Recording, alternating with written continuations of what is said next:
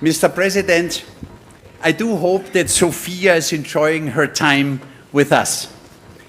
Allow me at the outset a very brief advertising for the Diplomatic Academy. We have 3 master programs. Our most important one, the Master of Advanced International Studies, but we also have a Master of Science in Environmental Technology and Digital International Affairs. We have a PhD program, a diploma. I would like you to ask you to spread the word about our institution, which, by the way, is 271 years old, founded in 1754 by Maria Theresia, and always had the motto of educating the next generation of leaders. Ladies and gentlemen, we are celebrating this year 30 years of Austrian EU membership. And when we look back to the years prior to our membership application in 1989, we see that the decision at the time, also for Austria, was not an easy one. Remember that the application for EU membership came before the fall of the Iron Curtain in July of 1989.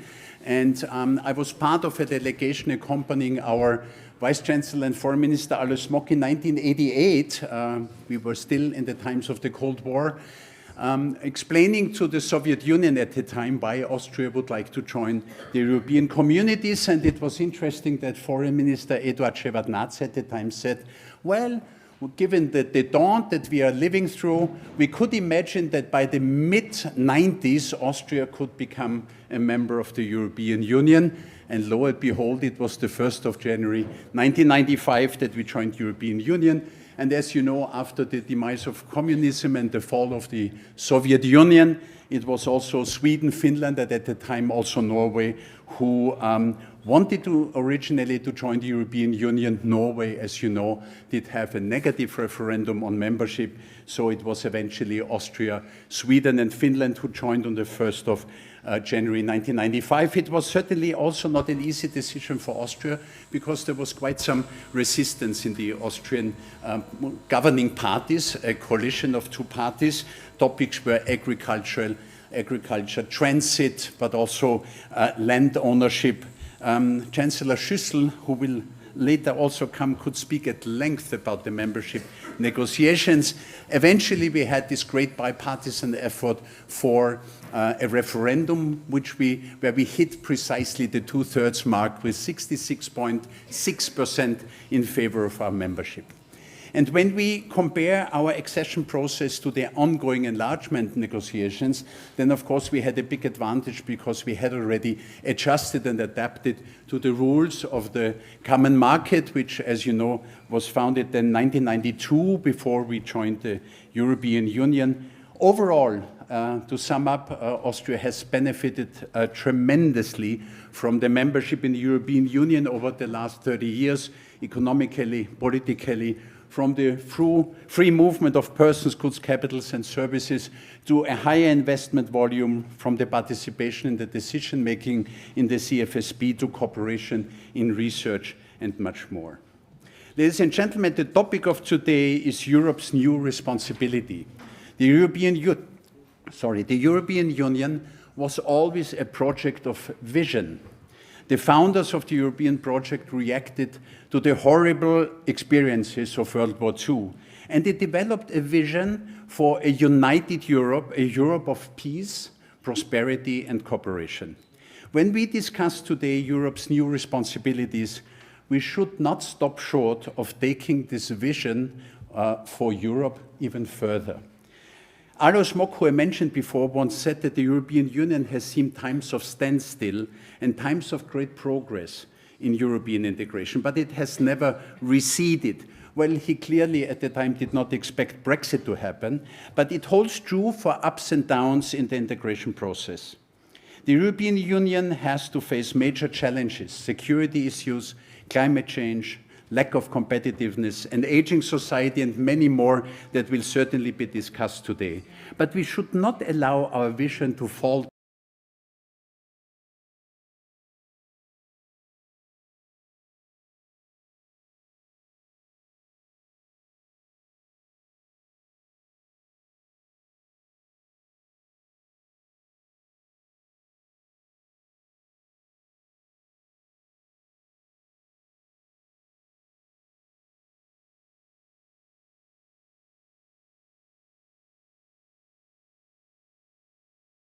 steps, but we should not lose sight of our big goal. Alain Berset, the Secretary General of the Council of Europe, was here last week and presented his New Deal on European security. We need to promote European values and our vision for Europe. A Europe of democracy, freedom, rule of law and human rights. This is what I see as Europe's new responsibility. Thank you very much.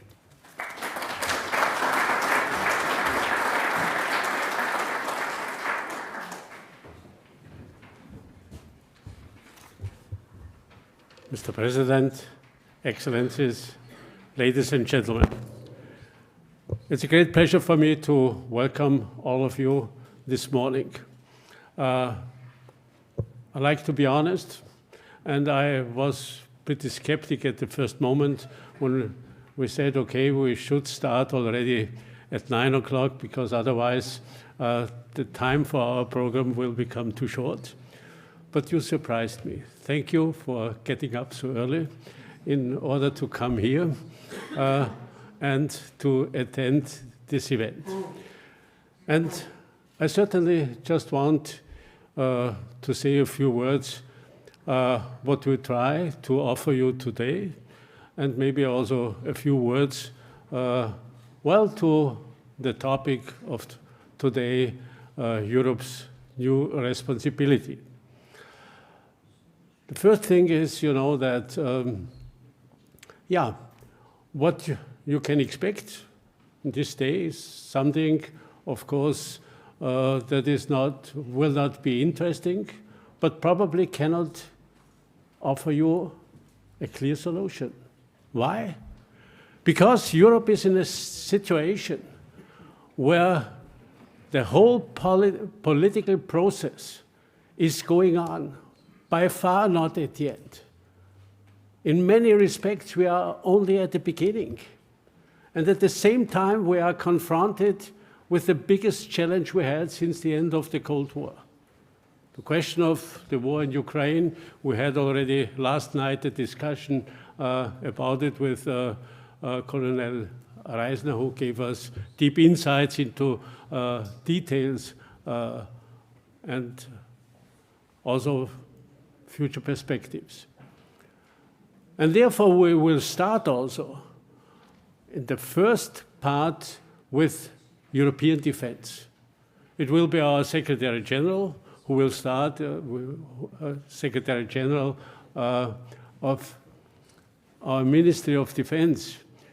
When I hesitate, this is not just by chance, but just a few years ago, he organized this event over here. He was the Secretary General of the Austrian Institute for European and Security Policy, and therefore he also has the chance to open this by his speech.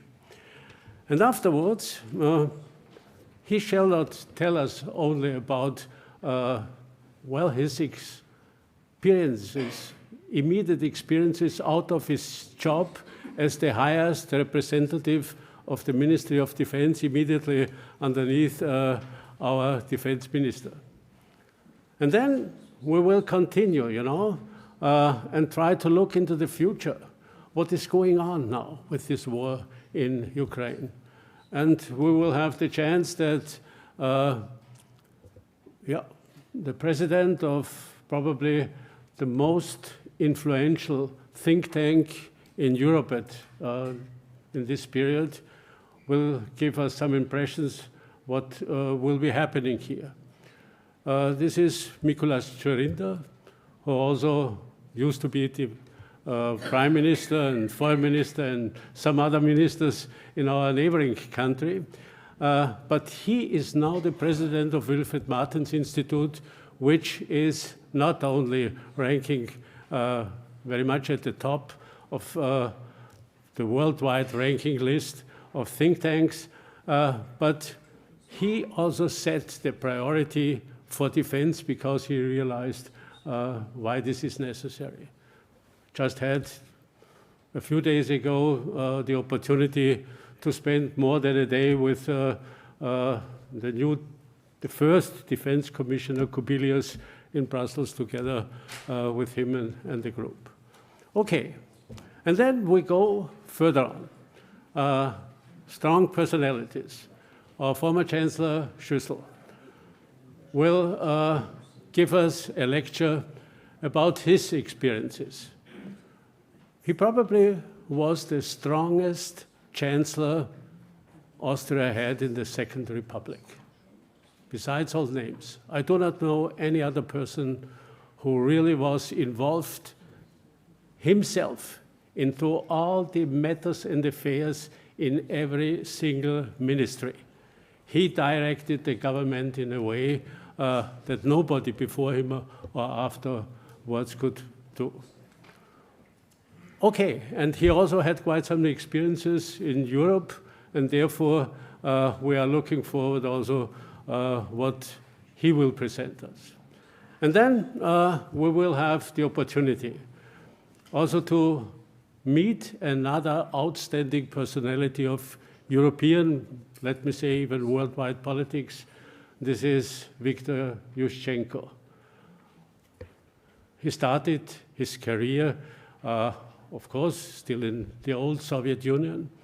He became then, after independence, the first president or director of the National Bank, so he has a sound economic background. And then he became prime minister and afterwards president. In the most interesting and important period of the country when there was the Orange Revolution. The first time that Ukraine really was challenged. And he had this almost impossible job to go through this period and secure also the independence of this country. We're looking forward in this period where we have news, you know, that the military situation is not and will not be easy for the country in the coming periods. And then, of course, we will also have a short break. Then one lady that started a diplomatic career in Austria, that became state secretary, foreign minister, and foreign minister in one of the most difficult periods for Austria, because just 5 years after we had joined EU, we got sanctions from this organization. And this was a very tough period. She was famous for her battle smile, as they called it, you know. And she did it in a way that just a few years thereafter, she even became the European foreign minister, the high representative, and also for the neighborhood. Benita FERRERO-WALDNER. Great pleasure for me to have you here. Yeah, and then, of course, we will not only listen to her, but we wanted also to have some reports what is going on in other regions within Europe. This is not a continent that is uniform in any way, and therefore we will have the chance to listen to Richard Bruton, famous or significant former minister of Ireland. And of course, this also will be interesting for us because Ireland is a neutral country and is discussing neutrality and whether this, what should be the future in the, of this institution for in the coming years and so on. Okay. And we also have the chance to meet a former minister, Ukrainian minister for foreign affairs, who had some special relations also with Austria because he served in our country for some years as the ambassador. And insofar, yeah, the name is Volodymyr Ogrysko. He now is also the chief of the think tank, so we want to combine, you know, practitioners with think tankers. And we also will have the opportunity to listen to just a few remarks of the president of the Atlantic Treaty Association, Theodosius Georgiou. He comes from Greece, but today he will not be in this function, but just in the function of this organization. And then we will go to the last panel, and in the last panel we will try to discuss very seriously where do we stand, what are real possibilities for Europe to develop furthermore in the field of security and defense policy. And we engaged a few very prominent people. On the one hand, we have Stefan Meyer. He is the director of the most prominent German think tank, SWP, Stiftung Wissenschaft und Politics. And he also has a background, you know, for the neighborhood, because he worked quite a bit also in Africa and another. I do not talk too much about it. But he will try to explain us the German position and the possibilities that he sees for the future development. And next to him, we engaged Guillaume Lasconjaria. He's the Director of Studies and Research in l'Institut des Études de Défense Nationale in Paris, which means that he is responsible now in the National Defense University in Paris for the whole sector of research. And in addition, we will have Federico Fabbrini, an Italian, because of course also Italy will play a role in this big game. Federico Fabbrini, who now is working in Dublin as a law professor. He is sitting over here. And last but not least, there will be a lady in a new function. For the first time also, NATO opened a liaison office to OSCE, because OSCE maybe will have some function, further function in the future. Nobody knows, but it certainly will be very important to stand by. And insofar, we will have a big program. I only can tell you what I can promise. It will stay interesting all the time. And at the end, okay, you will not have to leave completely hungry this place, but we're also prepared at least a small lunch for everybody, so that, okay, after being fed heavily by ideas and analysis, that you also can survive physically. Okay, this will be the program that I wanted, overall program that I wanted to present. Okay, just a few words to our situation now. Europe certainly is in the most serious situation since the end of the Cold War, as I mentioned already. Why? Because for the first time, it is really challenged, not only in security policy, but militarily. And the question whether we are prepared, you can answer easily. No, we are not prepared.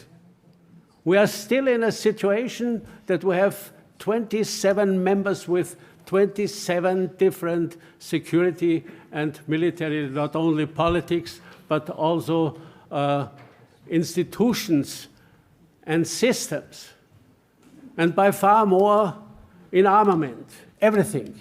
And for the first time, we realized that when you want to fight the war, when you not even to fight it immediately, but to help a state that is challenged like Ukraine, it is not easy just to spend them armament, because they cannot operate 10 different systems of tanks or whatever.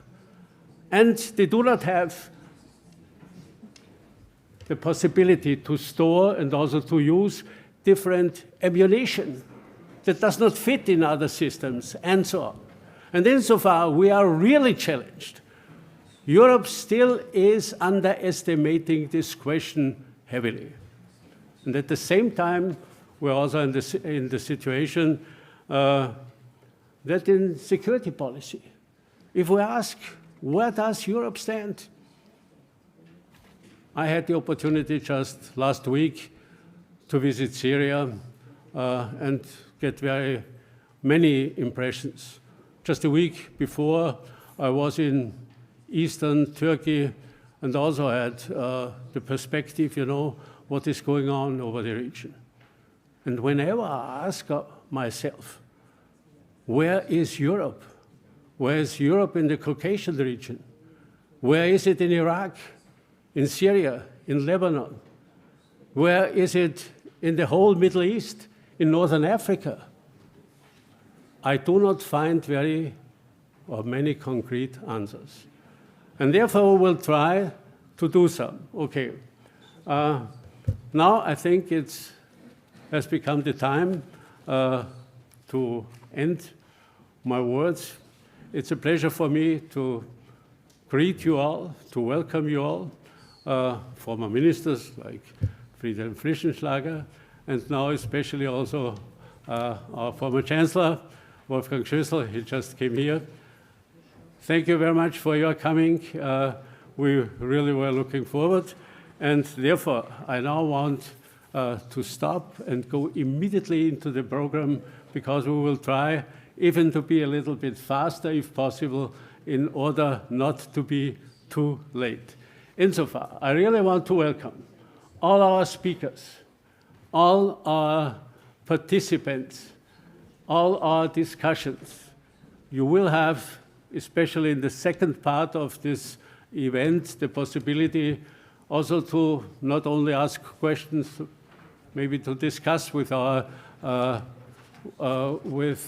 speakers. Therefore, it should be not only presentations, but also a lively process, at least in the second half. And insofar, once more, I want really to welcome you heartily.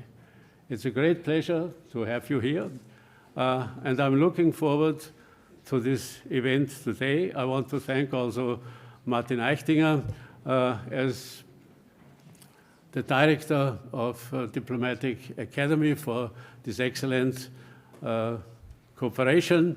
And I'm sure this will not be the last event that we will organize together, looking into the future. Therefore, thank you very much, everybody who has contributed to this event. And now we start immediately with the first panel. And therefore, I hand over to the director of our institution, Michael Zinkanell, who will moderate the first part of it. Please, Michael.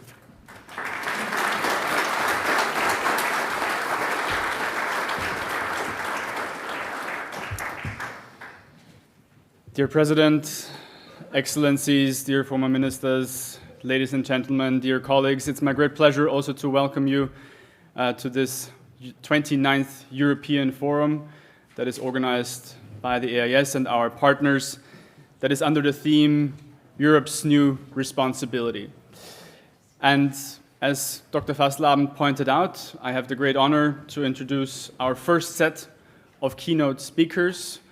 And therefore, without any further ado, please allow me to welcome the Secretary General of the Austrian Federal Ministry of Defense, Arnold, who was also, as it has been briefly pointed out, the former director of the AIES. Dear Arnold, it's my great pleasure to welcome you. Please take the floor.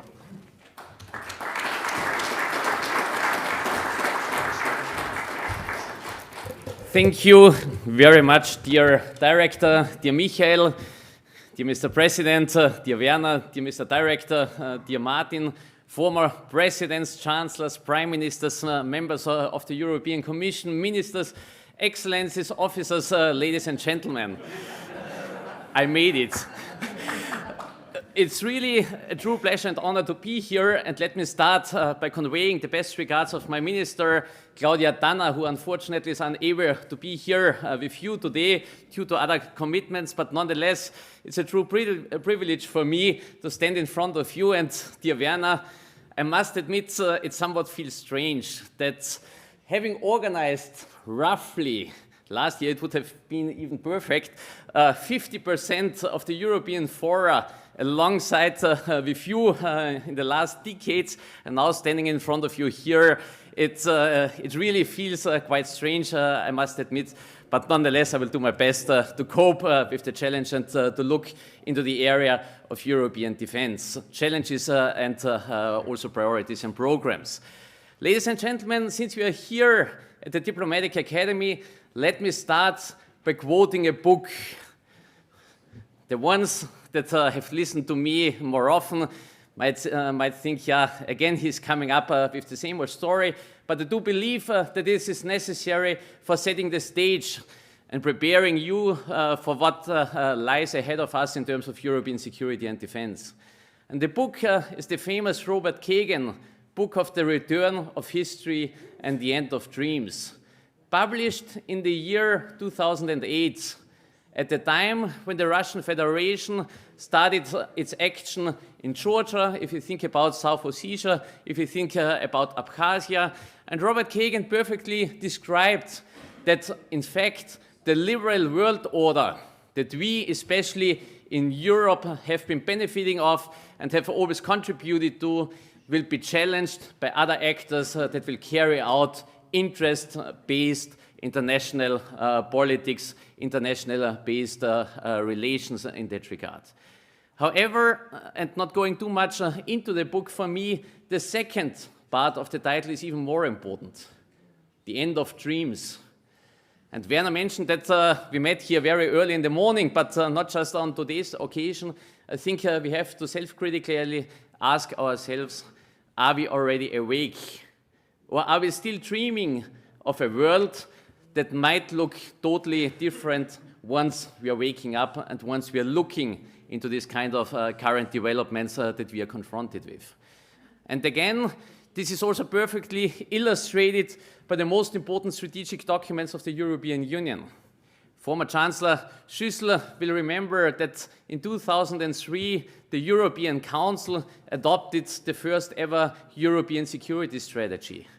The first sentence of this European security strategy reads as follows: Europe has never been so prosperous, so secure, nor so free. The face of violence of the first half of the decade of the 20th century has given way to an unprecedented period of peace and stability on the European continent. If we jump into this time and look to the year 2025, when at the beginning of the year, the European Commission and the Commission President published its white paper on European defense, Defense Readiness 2030, the first sentence of the document reads as follows: Europe faces an acute and growing threat, and in order to mitigate the challenges that we are confronted with, we must be able to deter, and we must be ready to also defend or what we have been building up over this kind of decades as a consequence of European integration. Ladies and gentlemen, those two quotations clearly indicate the dramatic change of the overall situation and also to a certain extent the dilemma that we as Europeans are confronted with. And Werner has pointed it out in his opening remarks. Definitely, after the outbreak and the invasion of the Russian Federation in Ukraine on 24th of February 2022, we have seen a new momentum for European defense. One could say, again, we had it already back in 2013 when we had the European Council, so the meeting of the heads of states and government with the shortest title ever, because in 2013, December 2013, the title of the European Council was Defense Matters. Now, 12 years later on, we might realize, yes, indeed. Yes, indeed, we have to concentrate on European defense, and we do not have that many chances of really properly implementing our common security and defense policy in the European Union. So this new momentum that was triggered by the Russian invasion in Ukraine has led to some kind of significant changes also in the context of the European Union and its common security and defense policy. We do not only have a new institutional setup with a High Representative for Foreign Affairs and Security Policy, Vice President of the Commission, that is coming from a Baltic country and having a clear focus of the challenges that we are coping with. We also have a commissioner in charge of defense / industry that should help in ramping up the industrial and technological base of Europe in matters of defense.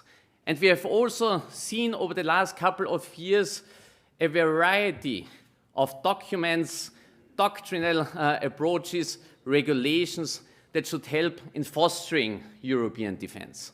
2022, the strategic compass, highlighting the need for having a higher degree of resilience for the EU and its member states. In 2025, as I have already mentioned, the European White Paper on Defense, making Europe ready to avoid, so to say, any future war. We have seen several regulations, directives, omnibus packages.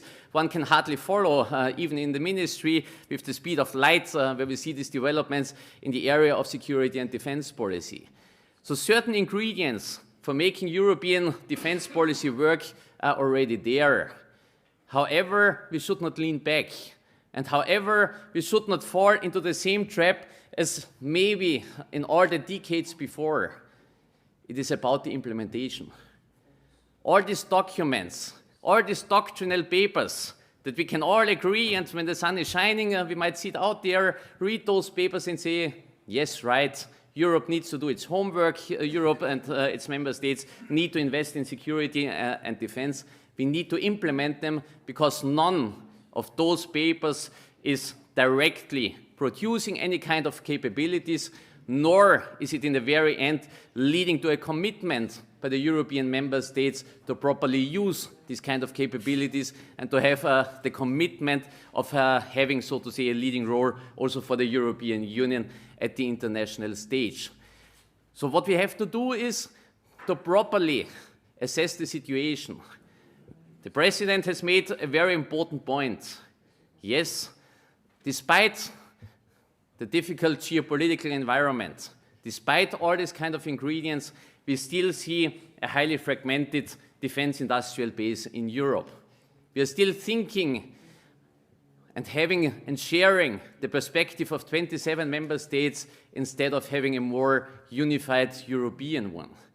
We are still having, if you look to the treaties, the famous Article 346, Treaty on the Functioning of the European Union, that is especially pointing at the aspect of defense procurement from a European Union perspective and exempting defense procurement of the overall provisions related to the internal market rules of the European Union. We need to overcome this kind of fragmentation. We need to overcome this kind of divide in Europe. And yes, we also need to create our European capabilities in that regard. If I look from an Austrian perspective, we have seen a quite steady increase of our defense budgets. This year, we are roughly at 4.7 billion euros. Next year, for the first time, we will manage, thanks also to the great negotiation efforts of my minister, to surpass the 5 billion threshold with regard to our national defense budget. However, if I look of how to spend in an intelligent, in a European manner, this money, it's not so easy. Because if we look at the defense industrial base, we still see that national interests prevail and that we have not set up this kind of basis of creating a strong European defense industrial base. A month ago, the European Defense Investment Program, EDIP, was launched that should help in fostering the joint development, both in terms of technology and then with regard to the real capabilities to have this kind of strong defense industrial base for Europe. Yes, we have to overcome debates, and I'm on purpose not looking to Germany in that regard, of who is having which kind of share when it comes to joint procurements. For a small and medium-sized country such as Austria, it's essential that we do not have to assess 20 different types of capabilities, but that we have also from an interoperability perspective 2 or 3 European products on which we can rely, that we can use in joint endeavors with our European partners, and that we do not necessarily have to look beyond the European continent to our transatlantic partners. I think we have to foster and speed up the development of this defense industrial base. Therefore, it's not that much of a surprise that especially the European Commission has taken over quite a leading role in shaping the future of European security and defense policy. We see that via the internal market, the European Commission tries to push for setting up this defense industrial base, which is to a certain extent quite interesting as we are moving from the purely intergovernmental and on consensus-based principle of common foreign and security policy more and more, slowly but surely, into the direction of a more supranational, qualified majority-based security and defense policy in the European Union. I think we have to listen carefully to all these kind of signals. Werner has perfectly described all the challenges that Europe is confronted with. And we can change many things, but we cannot change the geography, and we have to deal with the security environment, and we have to find proper responses as the European Union. Ladies and gentlemen, if we look at the speed with which decisions have been made at the political level over the last 3.5 years after the outbreak of the war in Ukraine, there's a certain kind of hope that finally we realize that defense matters. On the other hand, we should not purely take into our consideration that it's the paperwork that we have already properly done. It's again about the implementation, and it's again about the will to make use and to debate also the role of Europe in this changing geopolitical environment. I would therefore see 3 important things that would be necessary from my point of view to shape further this security and defense debate in Europe. First of all, I think we cannot any longer hide away of having a real strategic debate of which role Europe wants to play in this kind of more contested international environment, which kind of commitments are needed to then cope with this role and deliver on our promises. We are very often, having participated together with my minister the last 6 years in all the defense ministerials, we are very often looking at nitty-gritty, tiny details. I think the time is necessary that we start this kind of strategic debate where we stand and where the future for Europe should be in this kind of international environment. Second thing, we have really to foster and to set up this defense industrial base. And this does not necessarily start with tanks, fighter jets or whatsoever, but it's already the technology, the technological and research base that is needed in Europe. The European cloud, the European artificial intelligence, European quantum, whatever areas where we have an expertise, but we need to pool this kind of expertise to be also ready to stand the challenges at the international scene. And the third thing, and maybe the most important one, but the hardest one to achieve. Yes, we are all agreeing that we need to foster our resilience. Yes, we will all agree that we need to stand ready. The old Latin saying of si vis pacem para bellum, as also the Commission President pointed it out, if Europe wants to avoid a war, we need to stand ready to deter also this kind of aggression. This requires a totally changed mental preparedness, not just of the political leadership, but also of the citizens and the population of Europe. We have been benefiting from the peace dividend over many decades. Maybe we have lost somewhat the perspective that peace and stability is not a gift and is neither given, but we have on a daily basis to invest on that. So let us therefore jointly work together to really implement that European defense matters. And if you're doing it by 27 together instead of 27 separate, I might in the end also have a hope that Europe also in the future will continue to play an important role as a credible international actor. Thank you very much for your attention.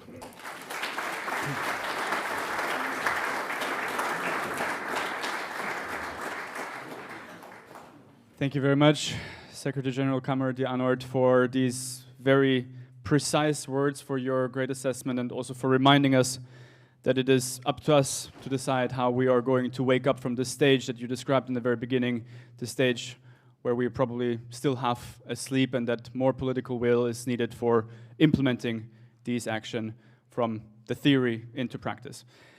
The next gentleman that I'd like to invite to the stage is an outstanding political figure in Slovakia, Mikuláš DZURINDA, the former Prime Minister of Slovakia and now the President of the Wilfried Martens Center.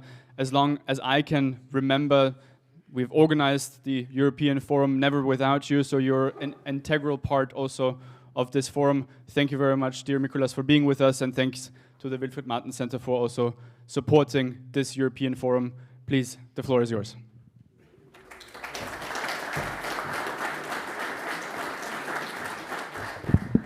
Thank you very much, Michael.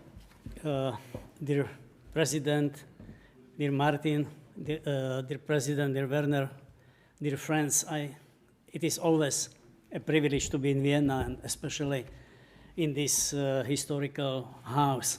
I'd like to thank both friends, Werner and Martin, for good cooperation, which helped to prepare this traditional annual event. I agree with you all, but especially three personalities, because of different reasons. Wolfgang, it is always fantastic to see you in a good shape with beautiful hair. Viktor, YUSHCHENKO, President YUSHCHENKO, welcome to our part of Europe, and Benita. We remember a lot from European summits and from the past. So, dear friends, let's begin by considering how the world has been changed over the past year. The war of Russia against Ukraine continues, and it continues with undiminished brutality, showing no signs of ending or of any ceasefire. Despite immense effort and significant losses, Russia failed to achieve any breakthrough in Ukraine over the past year. This failure led Russia to gradually shift its approach from a war of attrition against Ukraine to a hybrid war against Europe.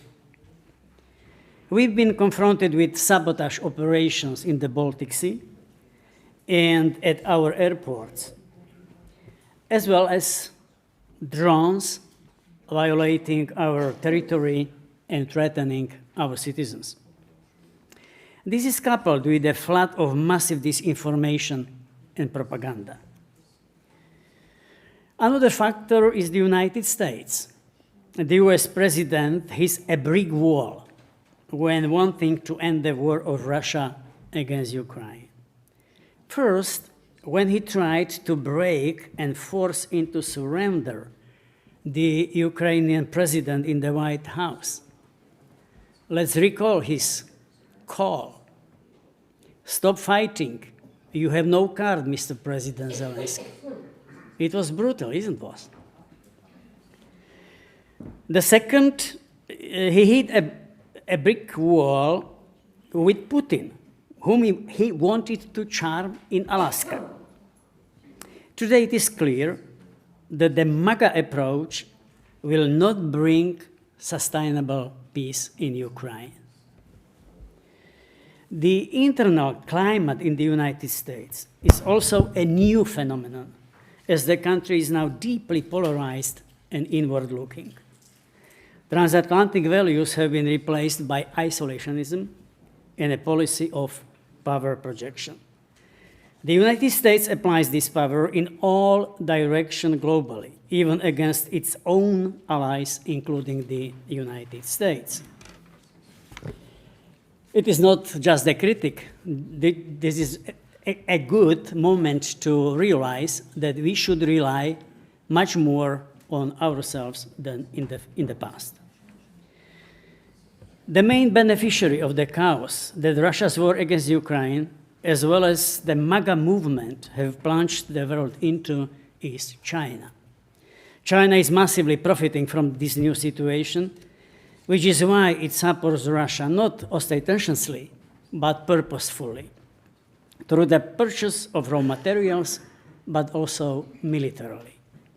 China is gaining increasing geopolitical power, without any doubt. We all remember the pictures from Beijing just a few weeks ago, when half the world demonstrated loyalty to the Chinese leadership. So, dear friends, the key question from our perspective is, how the EU reacted to this development? We met here a year ago on November the 7th, no, the 8th.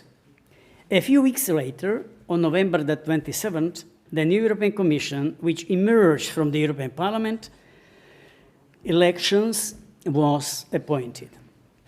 For the first time, a Commissioner for Defense and Space was established.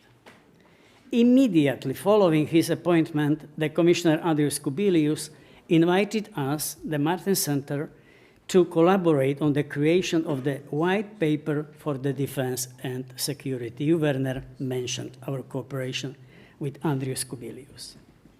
Kubilius did so because he was familiar with our project on the Defense Union, which I also presented in broad strokes here at the last year's conference. Our cooperation was reflected in the document, the very recent one, Preserving Peace, Defense Readiness Roadmap 2030, which the European Commission submitted to the European Council and which the Council approved last month during its meeting, just a few weeks ago. So, dear friends, if the pyramid is at our disposal, yeah, thank you very much.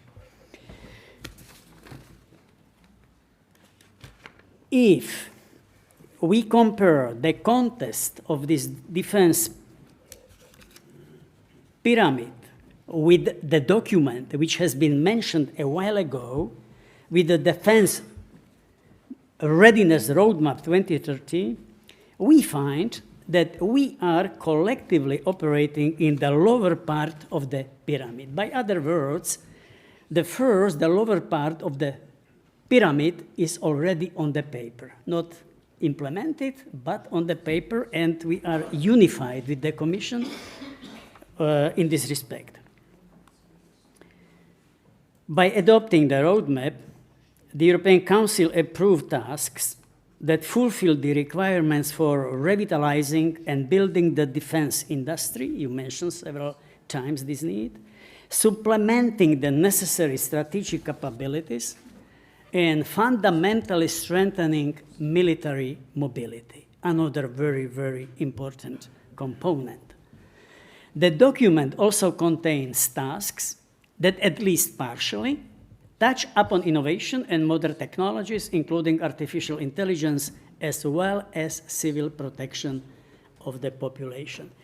European DARPA is not a reality yet, but in the document you can read or find a very strong emphasis on cutting-edge research and innovation, which is extremely needed, not only for defense, but also for dual use.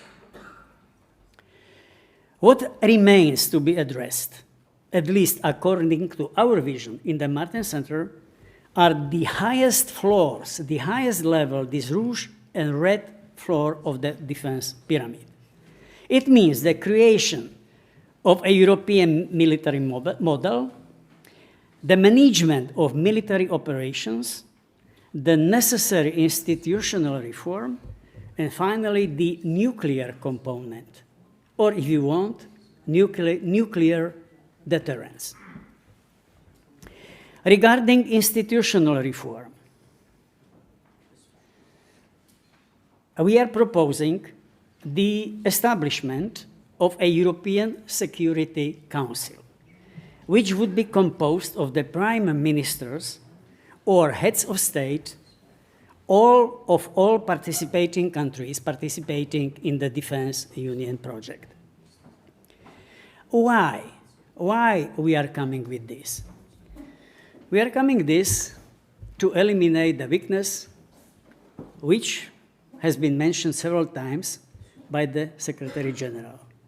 We are champions on the documents, we are champions on proclamations, but we are not so big champions when it comes to implementation. If you read this very new, brand new document, this roadmap to 2030, you will find very complicated, bureaucratically challenging scheme how the process will be managed. Very briefly,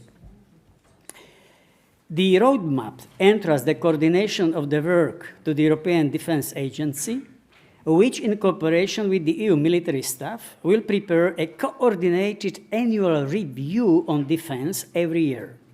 Based on this review, the Commission will submit the annual defense readiness report to the European Council every October. The Council will set out the tasks which will be monitored and evaluated throughout the year by the defense ministers of the member states in the Foreign Affairs Council format. And only then, once a year, the prime ministers will consider whether there is a progress or stagnation. We at the Martens Center, we strongly believe the proposed management is just inadequate. If European defense is a project of the highest priority, then this project should be intensively overseen by the chiefs of executive of all participating states continuously, not just once a year at the European Council. The draft of this European Security Council is already on the table, and we will publish this document by the end of this year with qualified majority vote. Complicated a bit, but I believe it is possible. It is not bureaucratic, because European Security Council will be or should be or could be a part of the European Council, which is already existing. Last October, we issued a publication, Why Europe Needs a Nuclear Deterrence. It is available on our webpage. We continue on our work on this defense component, which is, as everybody can realize, very sensitive, but I strongly believe also inevitable. We are working just as intensively on a model for European armed forces and the management of military operations. These are sensitive areas where we must take into account the positions of the member states as well as the interests of the EU as a whole. At the same time, we must recognize the existence of the Transatlantic Alliance, which consists not only of its member countries, but also of numerous high-quality professional management and command structures that do not need to be duplicated or replaced. Instead, they should be cleverly utilized, especially if the United States continues its MAGA approach. The core challenge for European defense is the coordination of member states so that the procurement of weapons and military equipment is carried out jointly. Werner, you mentioned that perfectly. We are 27, we have many, many different kinds of weapons, and compatibility of these weapons is very low. Joint procurement saves money, enables compatibility and thus interoperability, which is currently arguably the greatest weakness and obstacle to eventual common military operations. Equally alarming is the anachronism that turns defense into a symbol of statehood and national sovereignty. I am reading about that for decades. Yet both President Macron and Chancellor Merz have repeatedly stated that no single state can withstand current threats alone. Not to mention that clinging to sovereignty in the military domain contradicts the rational application of the principle of subsidiarity. This principle is very rational, and by the way, it is written also in the preamble of our European Constitution, of the Lisbon Treaty. The true hallmark, by my mind, of a nation's and state sovereignty is the culture.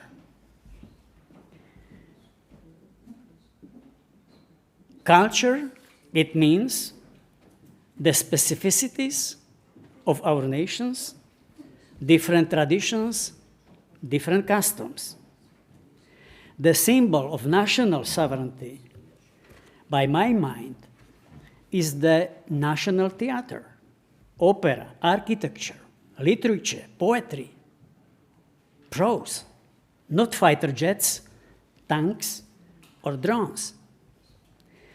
Power and politics, by my mind, depend on culture, not the other way around. Dear friends, I think a lot of work still awaits us in this area. It is possible that the moment of truth will come over common defense. It is evident that the EU is going through a complex period characterized by the rise of extremism, especially the rise of the extreme right. The only effective way to counter this is to deliver results. Implementation, reforms, results. The EU needs an action, an activity that would unite people of goodwill and breathe new momentum, new motivation into our ranks. I am convinced that the common European defense, a European defense union, our security can be just such a catalyst. Therefore, it must be approached gradually, but increasingly from a European, communitarian, rather than a national perspective. Thank you.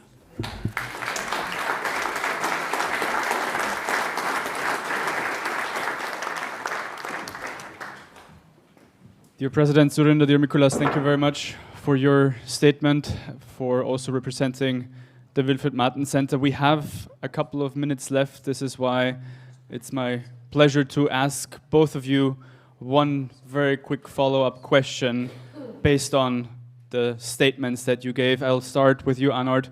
You have mentioned those three elements that we should certainly develop further in the future: the strategic debate, the defense industrial base, but also the fact that deterrence starts in our heads and in our minds.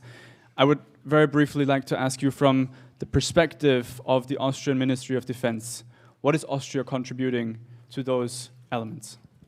Well, thank you very much. I think, and having Werner, so to say, in front of me, if you look to the first one, to the strategic debates, let us not underestimate the role that Austria has played in all those 2.5, 3 decades of the common security and defense policy. Werner, it was you organizing the first informal gathering of EU defense ministers in our first EU presidency. So I think it is in our key strategic interest as Austria to jointly shape the development of the common security and defense policy. It's our prime forum for action, and therefore we have this interest, and if we want the whole project to develop in a manner that fits our interest, I think we need to be very active. Also, if you look in terms of the Austrian participation in CSCP missions and operations, I think we have our share of solidarity. However, maybe, and fora like the European Forum might be good occasions on that, we seldomly talk about what we do in the context of the EU. And I think this is also one of the lessons learned, and I would also pair it with the third point on mental resilience, on mental preparedness. Let's talk about it. I very often have the feeling when we have these public debates, when we analyze world politics, the population stands ready to absorb this kind of change. However, they need to get this feeling that they are supported with their ideas, and therefore we should not shy away from having this kind of debates, how the future of common security and defense policy might look like. When it comes to the second point with regard to the defense industrial base, to technology per se, again, one of the key success stories for Austria. If you look at the share of Austrian projects, consortia, whatever in the different framework programs of the European Union, Horizon Europe, European Defense Fund, we are punching above our weight if you compare it to other EU member states. We are again not talking about the story. And this is why I do believe that we have to foster this kind of debates. We have to go out and we have also to talk to our citizens, to our population about the possibilities that also Europe brings to them. It was mentioned by both of you, Martin and Werner, we are celebrating 30 years of our membership to the European Union. Again, we have taken the EU for granted as Austrians. But we rarely really look into all the big things that Europe also has contributed to the overall performance of Austria. And therefore, I think it's really, and in that sense, Mikuláš, I think you made this very important point. Yes, we have the documents in place.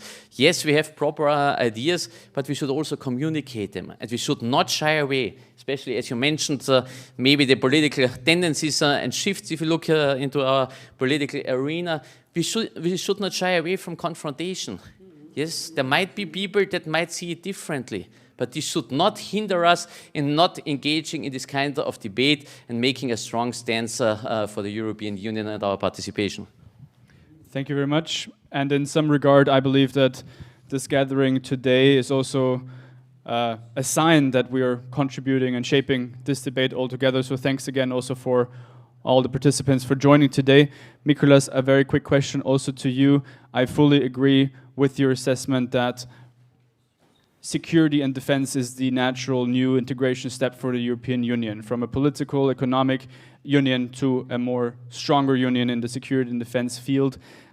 Would you say that it is possible to harmonize that also with the national sovereignty, without giving up too much of the national sovereignty of the member states to a supranational European level to facilitate the European security and defense in the way that you have outlined it? Yes, from one side, I believe it is possible. But from the other side, for me, it is a question of must. From my side, it is a question of survival. I am a man of eternal optimism, but I consider the current situation and development very seriously. Look at the United States. We were dreaming for so many decades there is a big boss who will defend us in any case, if needed, but it is gone. It seems to me it is gone. Who else but we, ourselves?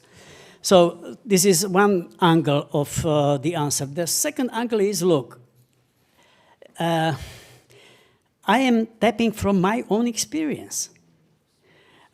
People shouted at me when we introduced flat tax. But after 4 or 5 years, we enjoyed 11% of growth. And all of a sudden, everybody was happy.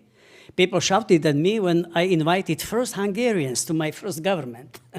Can you imagine to have the representatives of the Hungarian minority in the Slovak government? People wanted to kill me. People shouted at me, you are Hungarian, you are not a patriot. We survived. I was re-elected despite that. So if you want to achieve something what is possible, you have to struggle for impossible. The motto of my life is, where is the will, there is the way. And this is the right time. I like this sentence. We should not be afraid of confrontation, positive confrontation. I am not calling for something which is egoistic for me or my family or my nation. I represent a small nation, but I strongly believe that there is only one future in a really reunited European Union. Why? Why we are afraid of each other? 80 years after the World War II. Is there still a lack of trust? Is there still a lack of mutual confidence? If it is, let's shut the door. But I am against shutting the door. I would rather pass the door. Thank you very much. Certainly.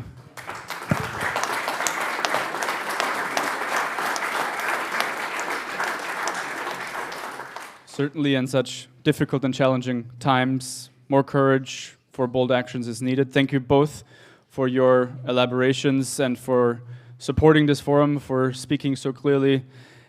I would like to hand over to our president, Dr. Werner FASSLABEND, who is going to introduce the next set of panelists. Thank you very much. Thank you, Viktor.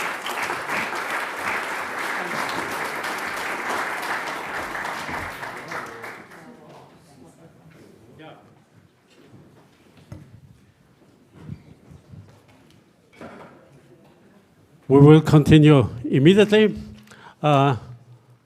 Just a few words. Our next speaker will be somebody everybody is knowing, not only here in this room.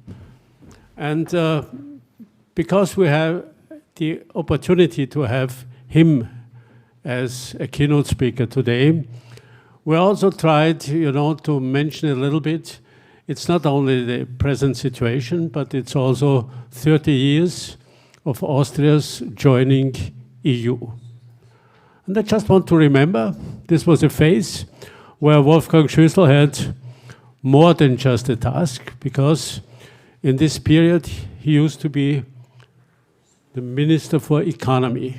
And of course, the economic base was the basis also for having the chance to become a member of EU. And when we were in the negotiation process, he also had a very important role. Of course, our negotiation leader was Dr. Mock as our foreign minister, and he did it in a superior way. But sometimes you also could realize already that he was at the end of his physical power and so on. And therefore, there are not so many people who know that most of these negotiations in the end were led by Wolfgang SCHÜSSEL, who sat down and really made the program. Then he became the foreign minister, and then he became the Chancellor. And the Chancellor, as I said at the beginning, due to not only my estimate, probably the strongest Chancellor Austria had in the Second Republic, because he was steering not only the Chancellery, but all the ministries and the whole government in a way you could not imagine. Okay, and therefore we really are looking forward now to his words. He is a man who taught us that it is necessary to think ahead 2 steps and then make one big step in order to be able to take everybody with you in a process. And insofar, I'm questioning now you, dear Wolfgang, please give us your lecture, your presentation of your experiences, give us an insight about your perspective about Europe. Thank you very much for your coming.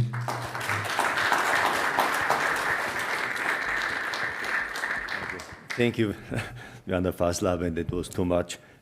Very, very interesting to see old friends, Viktor, YUSHCHENKO, and DZURINDA. We are old friends, and this is really an excellent opportunity to talk about Europe's new responsibilities. I doubt a little bit, because I think the new responsibilities are de facto the old responsibilities. And what is, so to say, the responsibility of a leader, of politicians, to guarantee or to do something for guarantee peace, stability, freedom, prosperity, safety, security for your own population and for the external world, to find friends, partners, to help those in need, to be a reliable partner in economics, to be an actor, be a beacon of freedom, Europe, defender of human rights, supplier of aid, development, investment, etc. So this is not new.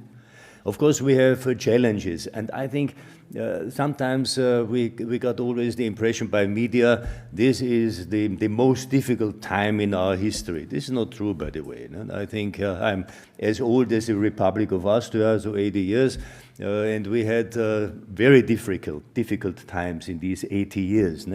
We were 3 times on the edge of a nuclear confrontation. We had wars even in our neighborhood. Take the post-Yugoslavia fights with hundreds of thousands of killed people, of refugees, etc. So I think the Middle East process. Welcome to the ambassador of Israel. This is a never-ending story, and I was part of this story. From the outside, I talked to Arafat and other leaders of the Palestinian. I mean, this is really crazy. They had everything on the table, and they always refused, imagining there could be a better deal.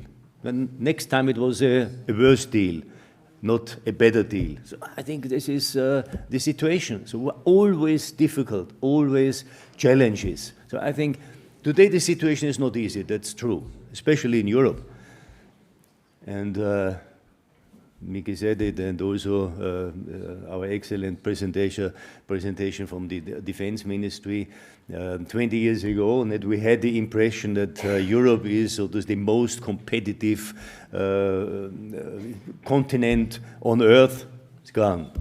De facto, we had now 6 years of stagnation. 6 years of stagnation, especially in the core engine of the European economy, Germany. No?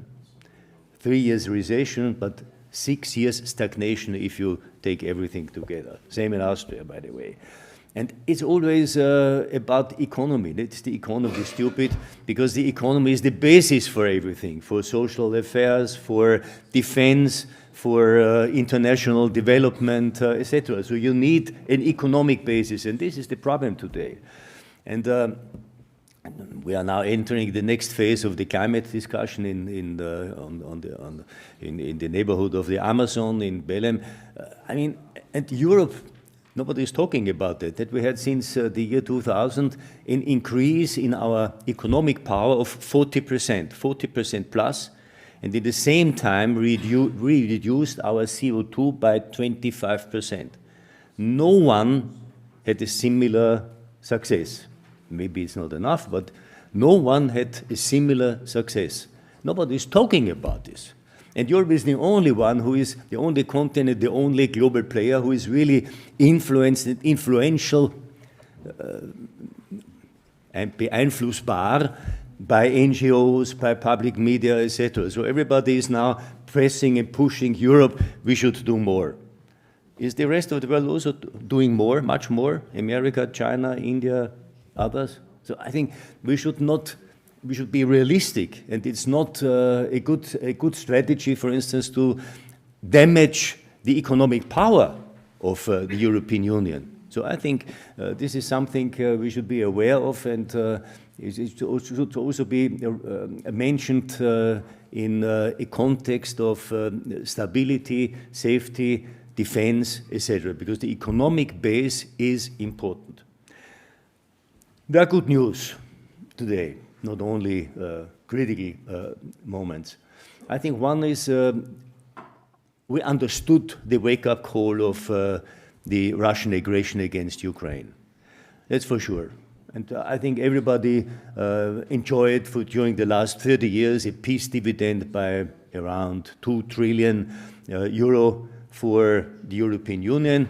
We invested de facto the whole money in the social stability and the social projects, etc. The armies were reduced by half. In Germany, reduced to 1/3 of the previous numbers. The air defense, the marine, everything, the navy everything was reduced by half. So this is over. The wake-up call is there. And therefore, the defense budgets are going up. The papers are on the table, the ideas, the projects. Of course, it's now about implementation. But this is one thing. And also, you see the first positive elements, cooperation of big companies, take Leonardo, take Thales, Rheinmetall, etc. So the first time there's really a move, a push towards more cooperation, military and defense cooperation within Europe.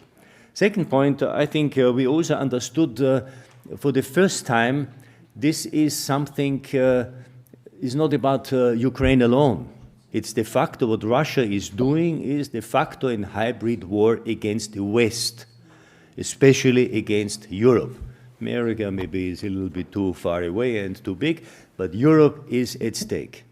And when we defend Ukraine mentally, financially, with arms, with armament, etc., it is our obligation because it is our security which is at stake. And by the way, I have a book with me. This is von Loringhofen, Putin's Angriff, attack on Germany. And this is a quite interesting book. He was de facto the man responsible within NATO for the intelligence cooperation. And this is a very carefully analyzing book about what is really going on today. And I'm not sure that everybody is really aware what is going on. I was for 12 years a member in an important board of an energy company. In the last year, I left 2 years ago. In the last year, we had 40,000 attacks on our company. 42 years ago. Maybe it's much more time, much more today. 40,000 attacks, and hundreds of them were really very dangerous. You had you had thousands of trolls, of professional working attackers from Russia, but also China, but mostly it is Russia, attacking everything, cutting off hospitals, Deutscher Bundestag, Austrian Ministry for Foreign Affairs, agencies, governmental offices, bureaus, etc. And there's an enormous espionage going on everywhere. Austria, by the way, was a big part of it. Take the Marschalek case. I mean, it's a shame. Of course, we were not aware of that. We were warned by international friends, intelligence, telling us what is going on in Austria. We were really naive. And this is de facto, read this book, it's really important. Also the fake information, the disinformation campaign.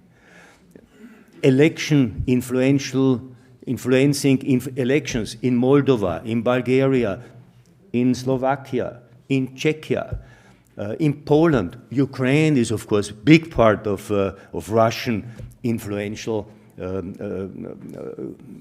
projects. Media, they have a very professional, organized international media campaign. And de facto, we on the European side, we are absolutely naive. There's nothing. There's nothing what Europe is doing. We try together, Mickey is together with me, with some friends, we created last year a magazine, an English magazine, quarterly magazine, European Voices, pro-Europe, pro-market economy, pro-democracy and human rights, etc., with a specific focus on Central and Eastern and Southeastern Europe. Because we see, especially in this region, where the Russian influence is growing, and Chinese influence is also growing in the Balkan area. So we should not be naive. So my conclusion is, economy is the basis for everything, but then it's about leadership, and it's also about mentality. In Austria, we had a mentality, a very sad mentality, if the question is, would you really be ready to defend your country militarily? Last year, 13% said yes, 13%. This year, it is already 32%. And the young men, more than 40%, I think it was 41 or 42%. So I think mentality is changing. So and this is the most important thing for me. We have to change the mindset. Because if we don't change the mindset, if we cannot influence the mindset of our voters, of our people, of our population, of the media, of the intellectuals, then we are lost. And the influence of others, outside actors, are immense. We had, it's also quite interesting to read and to analyze. Whenever there is an issue which could split our societies, be it in France, in Germany, in Switzerland, in Austria, wherever, Slovakia, be it COVID, Corona crisis, be it migration, the Gaza war, the aggression of Hamas, etc., Ukraine war. You see everywhere it is possible to use this split, not divide and nipper, to weaken, so to say, the West, to weaken our societies. The Russians are there, and other influencers as well. And we should not be naive. So the mindset, the psychology is of utmost importance. So I'm not naive anymore. Maybe I was, even in my own time. I was not aware of some elements which are in these times also there, maybe not in such an enormous amount or density, but they were there. And I think the time is now over, that we should be really realistic what is going on, where are the threats, where are the dangers, we should be prepared. This is the most important thing. It's not only about military and defense budgets, it's not only about money, it is the mindset which is important. And it's also about leadership. Politicians today, and I think good politicians today, must be ready to tell people the truth. May it be let's say, angenehm, comfortable, nice, or be it uncomfortable, not nice. I think the reality must be spelled out. Say the truth. And by the way, normally with age, wisdom should come. Should come. I wait a little bit, but anyway. But sometimes I have the impression that today there is a kind of a global virus influences political leaders, especially in their higher age. So Trump is now becoming 80, soon Putin, Xi Jinping are above their 70s, Erdogan, Khamenei is 86 or 85, don't know exactly. Modi is also high in his 70s. Really, you have sometimes the feeling that they are far away from wisdom. I mean, Donald Trump, I was Minister for Economic Affairs. I negotiated WTO. So our wealth depended on reducing tariffs. And Trump explained that the 2nd of April is the day of liberation, the Liberation Day, because he raised the tariffs by 50%, 100%, etc. He wiped out within one day 10 trillions of dollars of value in bond markets. They said, crazy. It had nothing to do with wisdom. And I think also Russia, Putin, I knew him when I met him several times. I had the impression this is a quite rational type of a personality. Rational, nüchtern. He thinks twice before he acts. Then he started a war against Ukraine. It's now the 4th year, with more than 1 million young Russian men killed or crippled. And to gain what? to gain some square kilometer, the largest landmass of the world, to gain some square kilometers of land, of inhabitable land for the next 50 or 100 years. I mean, this is crazy. Age, wisdom. So I think we should really prepare, from the European side, we should really prepare to add a little bit more rationality and conventional wisdom to politics. And we are not so bad, by the way. We are not so unsuccessful. There was a ranking of the 100 most successful and most innovative clusters worldwide. 24, China, 22, America, and 24, Europe. I mean, this is not nothing. We are still there. We have the most innovative young people. So trust the young, by the way. Trust the younger people, not only the age above 70s, etc. So trust the young innovators, the young investors, the young politicians. I think this is absolutely needed, and I think if we concentrate on innovation, on ideas, on changing the mentality, not loving the status quo, which is normally the case, especially in Central Europe, in Germany and Austria, and maybe also in our neighborhood. Status quo is a danger, by the way. Right? If you really love the danger, this is the most effective way to be not successful for the future. So more innovative, more trust to the younger generation, more ideas, and also more leaders able and willing to tell the truth. This is my advice. Thank you so much.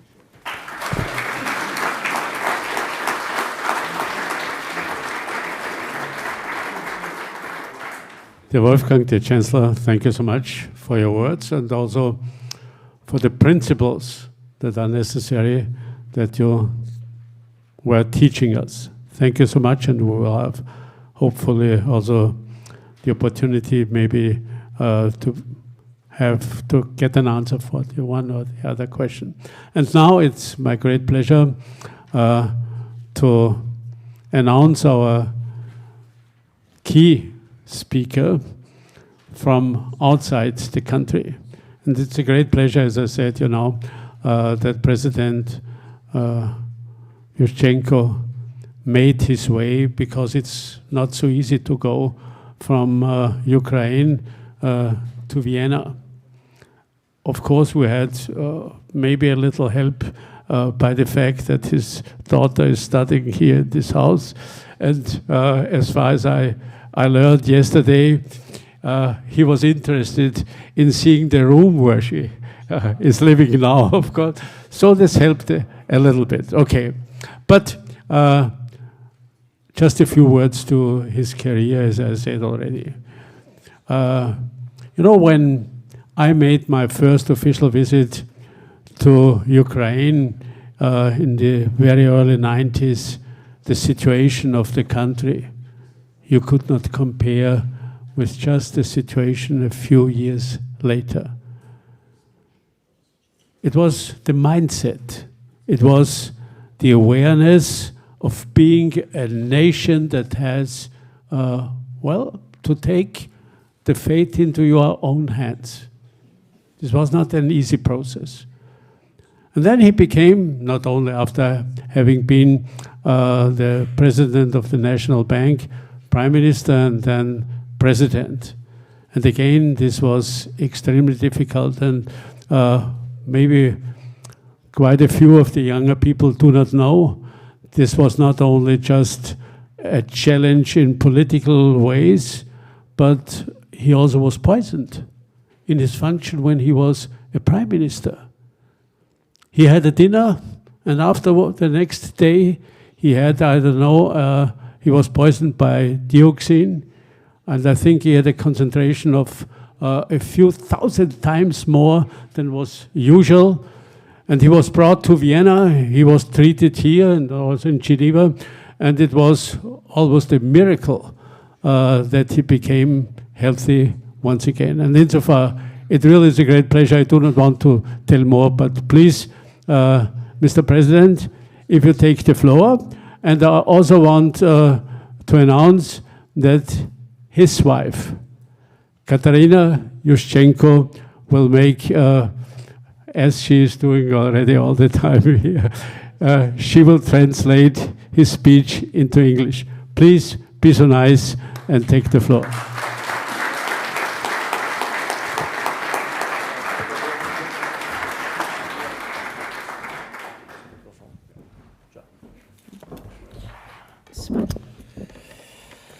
Дорогі друзі, для мене є велика честь бути серед вас. My dear friends, it is a great honor to be here with you today. Ви бачите, скільки я підготовив вам сказати.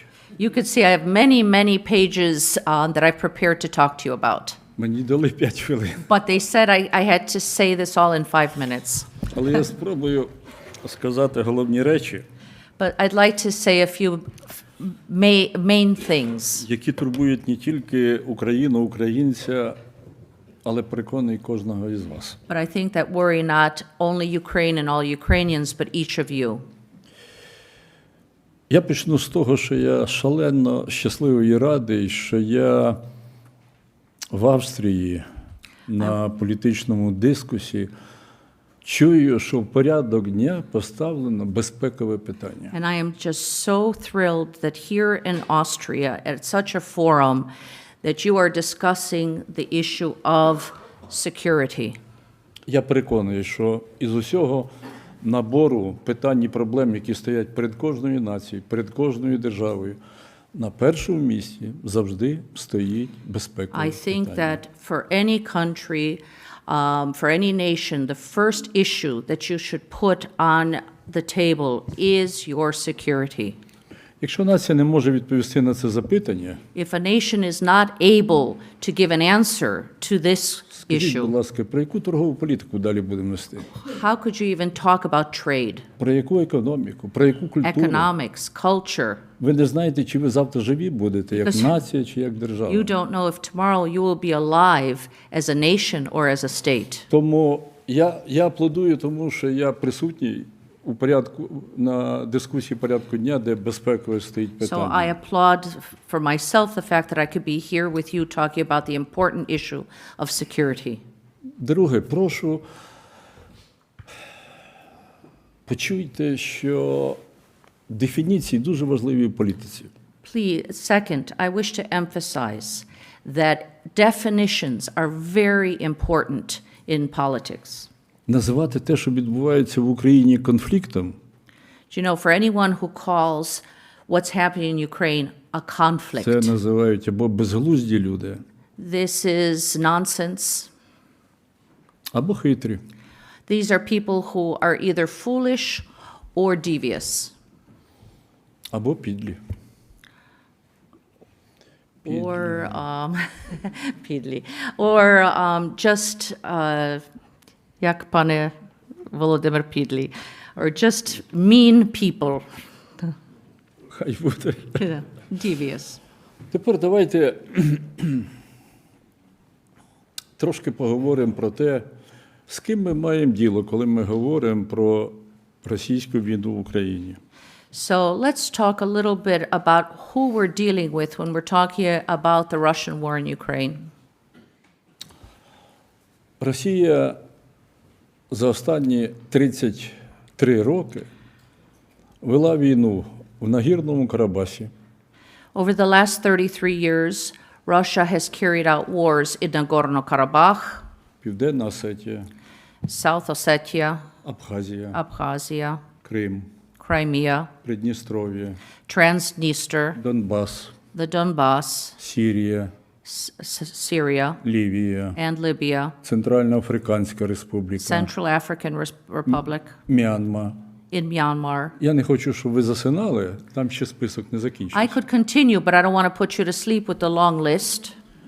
Це веде країна, член Організації Об'єднаних And yet Націй, we're talking that these wars are led by a country that is in the National Security Council of the UN, і постійний член Ради безпеки. that is in the UN, a founding member, and in the National Security Council. Це країна, місія якої, особливо президента, кожну ніч лягати, і щоб ти думав весь час і снився тобі, як організувати мир у всьому світі. This is a country whose role, and the president's role, should be to go to sleep every night and think about how you should be promoting peace in the world. Росія – це тюрма народів. But Russia itself is a prison of nations, Там 160 корінних народів which has 160 native nationalities хочуть бачити свій суверенітет. who dream about their own sovereignty, Починаючи від Якутії, starting with Yakutia Татарстану, and Tatarstan, Башкірії, Bashkiria, Ічкерії, Ichkeria, Дагестану. Dagestan. От уявіть собі, яка тяга до незалежності і свободи, якщо ми говоримо про, наприклад, Ічкерію, яка за 90-ті роки похоронила кожного третього Can you imagine the чеченця. dreams of freedom and independence of a country like Ichkeria, who has over the last decades buried 1/3 of its people in the fight for freedom? Світ мовчав. But the world was silent. Путін окуповує Крим, Then after Chechnya, Putin takes over Crimea. Грузія. може нагадаєте, які санкції зробив? Do you remember the sanctions that Europe and others put on? Ми подаємо заявку разом із Мішою Саакашвілі відносно набуття плану дій відносно членства в НАТО. Do you know when Mikhail Saakashvili from Georgia and I put our application in for membership in NATO, Нам відмовляють we were denied устами Меркель, Саркозі і Берлусконі. by Merkel, Sarkozy, and Berlusconi. Що робить Путін? Як читає цю арифметику він? So when he sees their denial, what does Putin respond? Через 2 місяці він вводить війська в Грузію. 2 months later, he invades Georgia. А що відбувається через 3 тижні після цього? And what does he do a few weeks later? Німеччина, Франція і Росія підписує Сєвєрний поток-1. A few weeks afterward, Germany, France, Росія. and Russia sign Nord Stream 1. Проходить 8 років, в 2014 році 8 years later, in 2014, Путін нападає на Крим, Putin attacks Crimea. через 2 тижні Донецька і Луганська 2 область. weeks later, the Donetsk and Luhansk oblasts. Що відбувається далі? And what do we see after that? Через декілька тижнів, A few weeks later, здається, в Хабаровську підписується угода Сєвєрний поток-2. in Khabarovsk, they sign Nord Stream 2. В 2014 році вже працюють санкції, що недопущення торгівлі військовими і подвійного призначення товарами. You know, there were sanctions now on double use of technology and military technology. Франція і Німеччина кожна майже по $500 мільярда відпускає приціли нічного бачення. But still, Germany and France sell equipment, night goggles, and other things to Russia. Я ці приклади виставляю для чого? And why do I raise these? Росія слабка. Russia is weak. Путін слабкий. Putin is weak. Не бійтеся його. Don't be afraid of him. Це маленька людина, He's a small person. яка, я сподівався, якщо він прийме дари демократії і свободи, він може привести Росію на багато вищий якісний стан. Who, with the freedom and democracy that came in, could have done a lot to make Russia wealthier and happier. КГБістам не дано це. But KGB agents can't do that. І тому ви сьогодні спостерігаєте смерть Росії. And that's why you are seeing right now the death of Russia. Я це підкреслюю, бо я допускаю, що, можливо, більшість зали мають іншу думку. I want to emphasize this because I think many people in this hall don't believe it. Країна, яка виробляє 1,9 світового ВВП, не може називатися сильною. A country that makes up 1.9% GDP of the world is not a strong country. Ви знаєте, що Голландія має ВВП більше, ніж Росія. You know that Netherlands has a higher GDP than Russia's. А там 60% території нижче рівня Світового океану. And yet, even though it has a country that is below sea level, Штат Техас має більше ВВП, ніж Росія. Texas has a bigger GDP than Russia. Каліфорнія має більший ВВП, ніж Росія. California has a higher GDP. Не бійтесь Росії. Don't be afraid of Russia. Вона слабка, It is weak, але підла. but devious. І тому, коли ви подаєте руку Путіну, швиденько її назад за 2-3 секунди.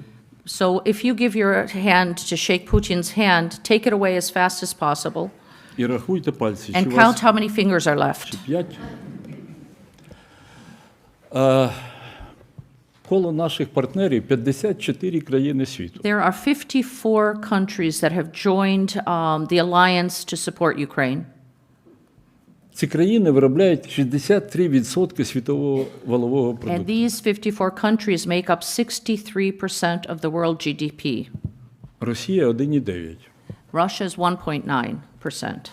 Ми ж говоримо, що економіка – це м'язи війни. As we know, economy is the muscles of war.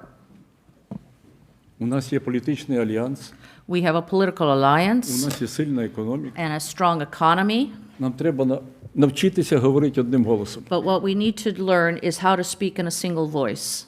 Я багато разів буду просити вас, I will ask you many times over, незалежно від того, яку країну Європи ви представляєте, no matter what country of Europe that you represent, вам треба просинатися. you have to wake up І не питати, по кому дзвонить дзвін, and not ask for whom the bell tolls.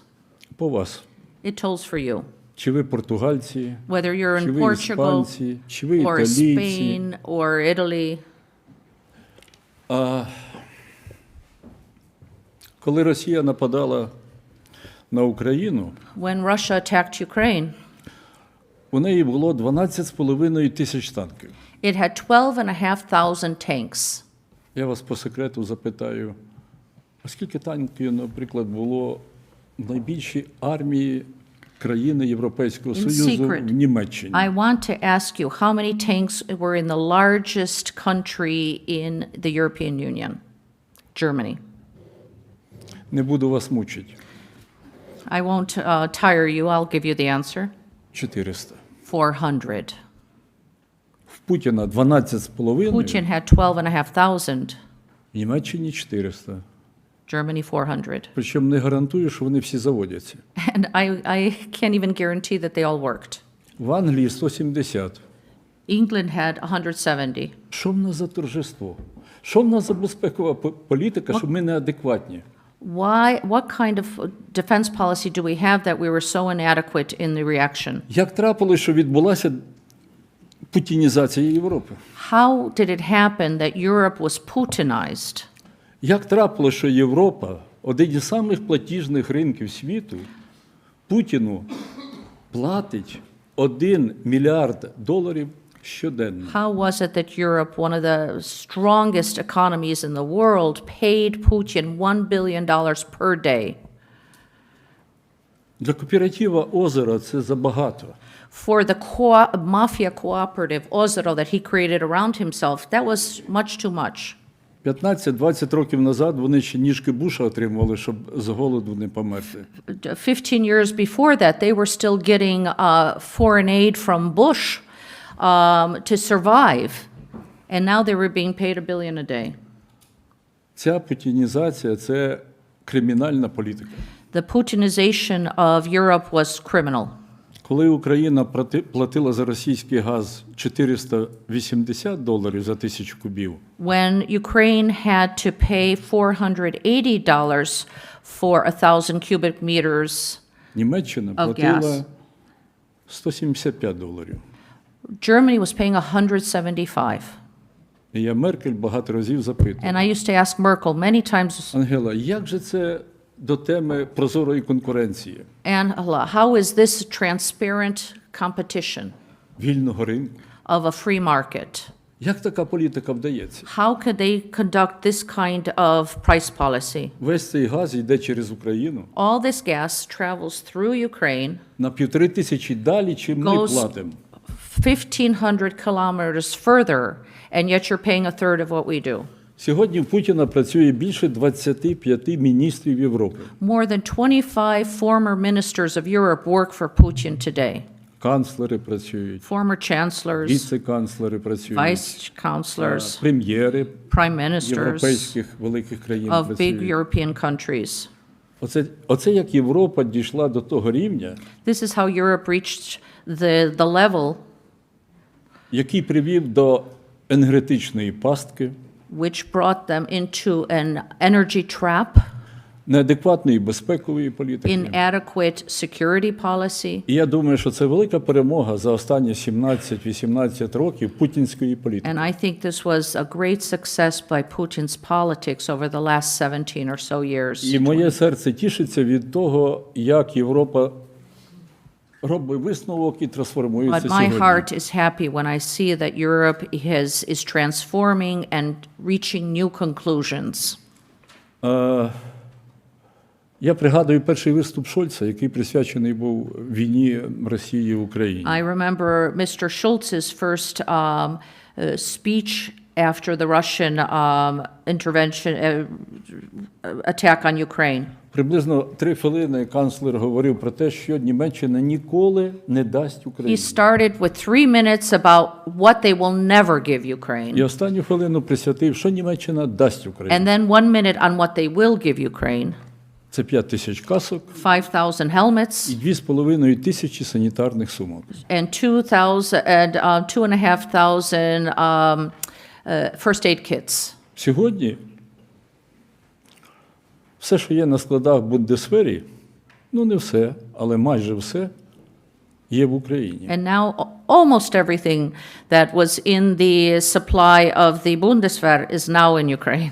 У нас немає тільки далекобійних ракет. We just need still the long-range А missiles. ви знаєте, Україна сьогодні страждає від незакритого неба. And you know what we're suffering most from in Ukraine today is the fact that our skies are not А в protected. незакритому небі 3 проблеми. And what is that? That has 3 problems. Керована бомба, That is the guided missile, крилаті ракети the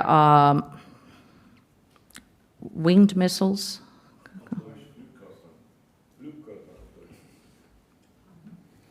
да, yes. да? І третя позиція – балістика. And ballistic weapons. Україна – технологічна держава. Ukraine is a technological country. Дніпро, місто Дніпро, The city of Dnipro завжди був ракетною столицею Совєтського Союзу. was always the missile capital of the Soviet Union. Всі собаки, які запускались в космос, люди All the dogs that went up into space and the people who went up into space were, це робота it was designed конструкторського бюро «Південне». in the Pivden-Mash plant. Атомне ядро вперше розщеплено в Україні, в Радянському Союзі. In the Soviet Union, the first atomic, the splitting of atoms happened in Ukraine. Одним словом, я хотів би сказати, що сьогодні до якості української сторони я б виділив би 3 речі. So I think what 3 things that Ukraine has on its side right now.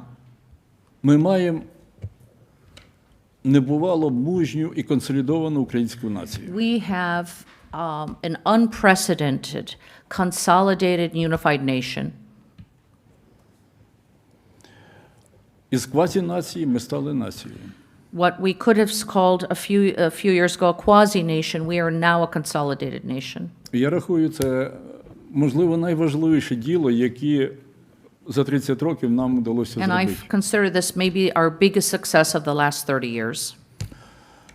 Ми сьогодні, з точки зору безпекової і оборонної політики, вибачте, я скажу слова, можливо, комусь вони не сподобаються, але наша нація і наш воїн це бронежилет Європи. And I will say something maybe not all of everybody would like to hear, but I believe that our nation and our soldiers are the shield of Europe today. І тому, коли ми говоримо про те, як відповідати на путінське зло, So how do we respond to Putin's evil? я хотів би застерегти від те, що мені не подобається, те, що я не можу поділити. I want to warn against something that with which I don't agree. Як ми бачимо регулювання цієї війни, How we see the ability to regulate this war, to negotiate this war. нам хтось каже, давайте по нулю проведемо лінію. Somebody says, oh, let's just go along current lines. Це країна, яка 80 років назад заснувала, була одним із засновників із 50 Організації Об'єднаних Націй. But you're talking about a country, Ukraine, that was one of the founding members of the United Nations. Це країна, яка прийняла перше в історії ядерне роззброєння. The first country to completely eliminate its nuclear weapons. От ви думайтесь, будь ласка, ми передали Росії Just think, we gave Russia 1700 ядерних зарядів. 1,700 nuclear weapons. Це більше, ніж ядерних зарядів у Китаї. This was more than China, Britain, і Франції. and France had together. Ми передали носії. We gave all the missile carriers for this. Угоду підписали 6 країн.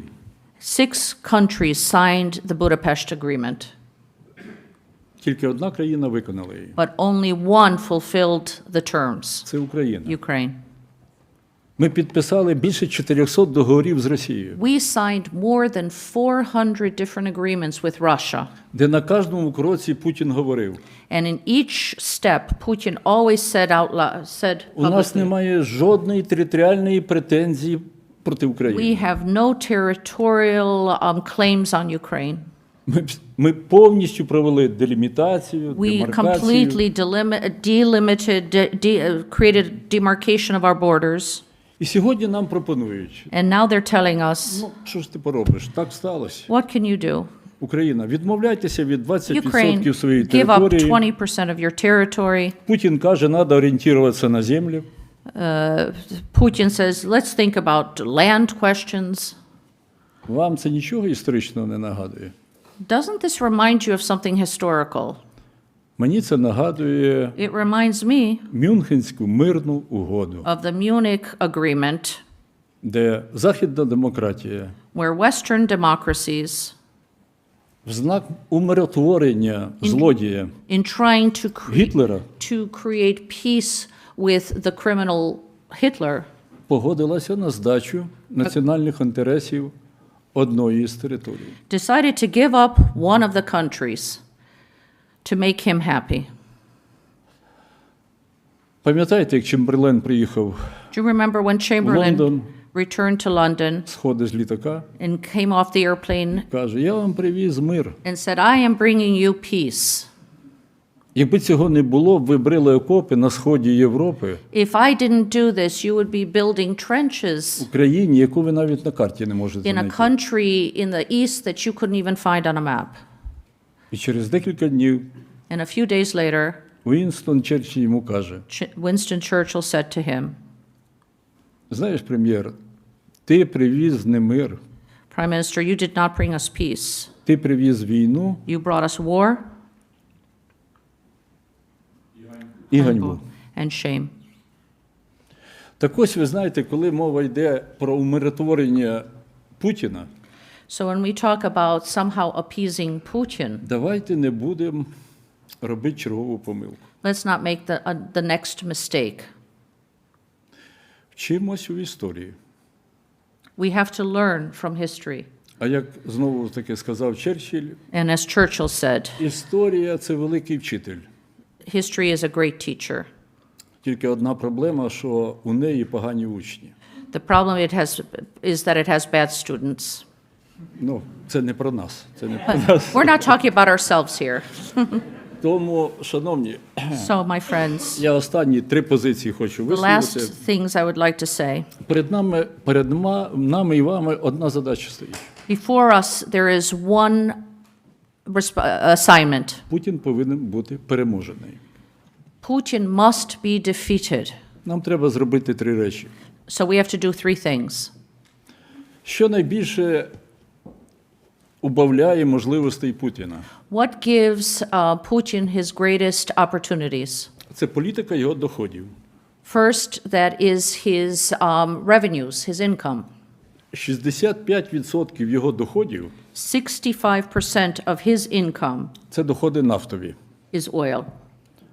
Від продажу нафти, Selling oil, від продажу нафтопродуктів назовні, oil products, і всі акцизи і інші податки всередині російського ринку and the taxes and excise duties that he gets in his internal market. насправді це бензоколонка. That's why he is nothing more than a gas station. Тому нафта – це головний продукт його збагачення. So that oil is his main revenue stream. На першій позиції по фінансуванню війни Путіна в Україні стоїть Китай. Who is financing Putin's war in Ukraine? First, China. Це 40% їх доходів Путіна. 40% of his income of his revenue comes from China. Біля 30% доходів формує Індія. 30% from India. Вибачте, на 4-му місці стоїть Євросоюз. Fourth, is the EU. Через закупку уже готових нафтопродуктів By buying ready oil products якоби на безім'янному ринку. in sort of different kinds of markets Як правило, це ринок, який робить поставщики з Індії, through intermediaries like India, які до цього переробили російську нафту. which got its original oil from Russia. І тому тут я скажу одну тезу. So here's one thing I would like to say. Зло перемагає не від того, що воно велике. Evil wins not because it is great.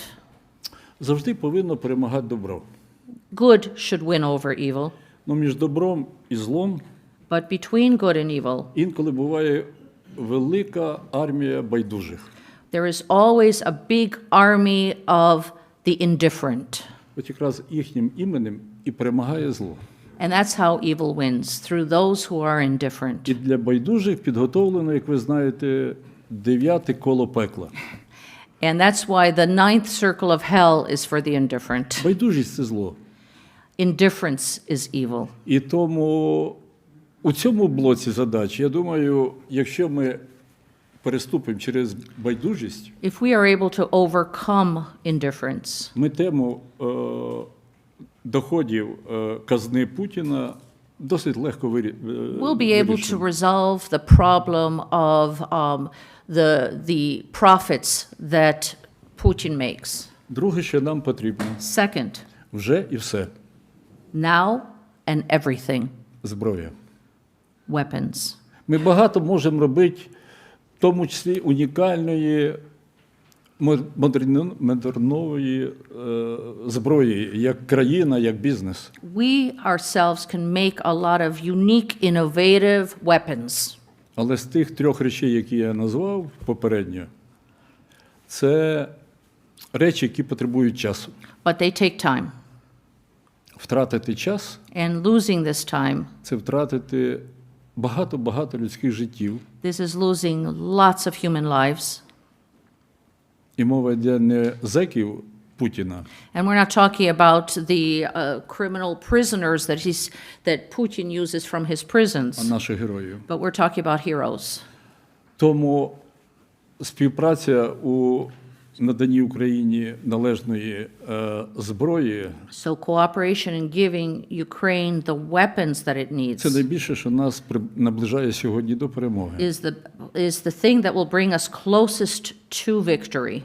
Нашою зброєю ми вивели із ладу всю російську енергетичну економіку на 50%. We have been able to somehow destroy 50% of their energy capabilities. Кругом уже черги стоять до автозаправок. In Russia, you have lines at gas stations. Я думаю, що близький час, коли ми звільняємо Крим I think we can free Crimea і проведемо деокупацію інших районів. and deoccupy other regions.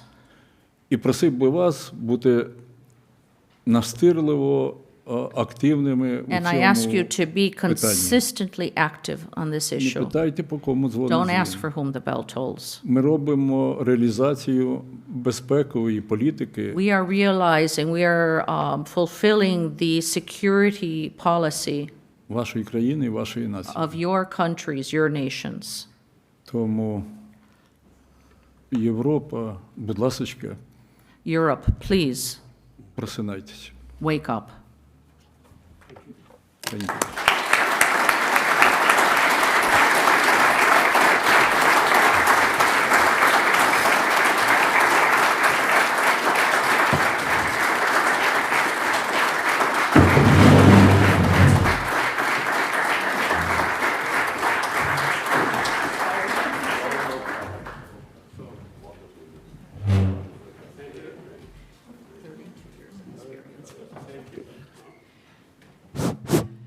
Yeah, thank you so much.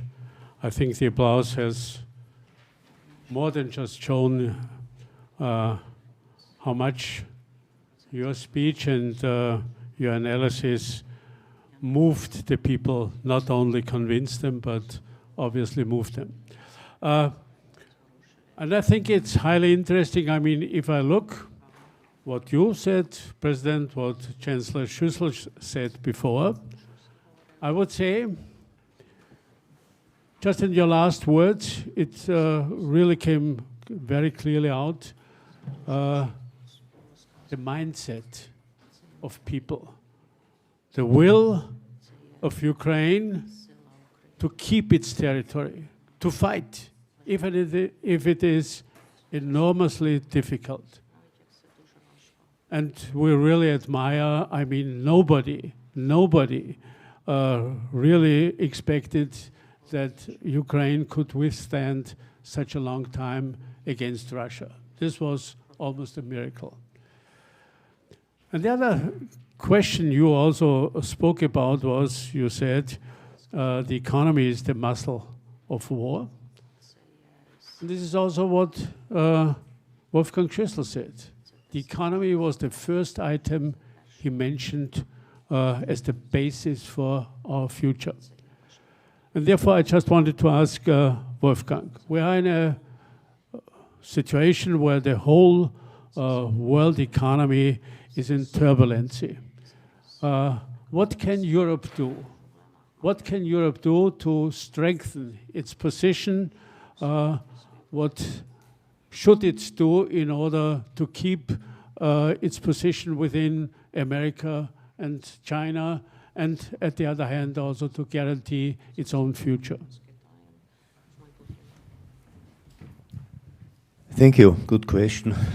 The answer is maybe not so easy, but I think the first, my first answer is innovation. Right? If you look to this year's Nobel Prize winners, by the way, it's a quite interesting personal example. That one winner was a Palestinian refugee, living in a Jordanian refugee camp, and his father was a kind of a Metzger, raising all his money to give the son the chance to go to America and to study, and today is a Nobel Prize winner. And the three winners said the most important thing to get the growth, to get more growth, is innovation.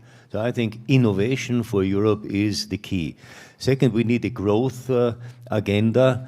If you look to the potential, das Potenzialwachstum, the potential growth, not leaving aside the waves of ups and downs in the economy. This was 20 years ago, 1.5% for Germany, for instance. Today, it is 0.2. So I think there is a need for a better equipped growth agenda. This is the most important key. So growth agenda and innovation. The third idea is we need partners. We can no longer trust that America will do everything for us. We should look to other partners as well. And we are ready to do that. For instance, Mexico, we had a free trade arrangement with Mexico with great success. Annual trade more than 100 billion euro, 111. Now we are doing Mercosur, and hopefully it will be decided in December. This is de facto the trade between Mercosur countries is around 80 billion euros. It could be tripled if it is really working. Of course, we have mindset. We have to convince our population, our public opinion that free trade is necessary, is needed. Japan, Australia, ASEAN countries, Indonesia, Africa is not fixed, is not totally fixed, neither to America, not to Russia, not to China. So I think Europe is still the largest trading partner and investment partner for Africa. I think this is most important. Create partners, good partnership, because we are not threatening anybody. We are easy to handle. We are interested to doing business.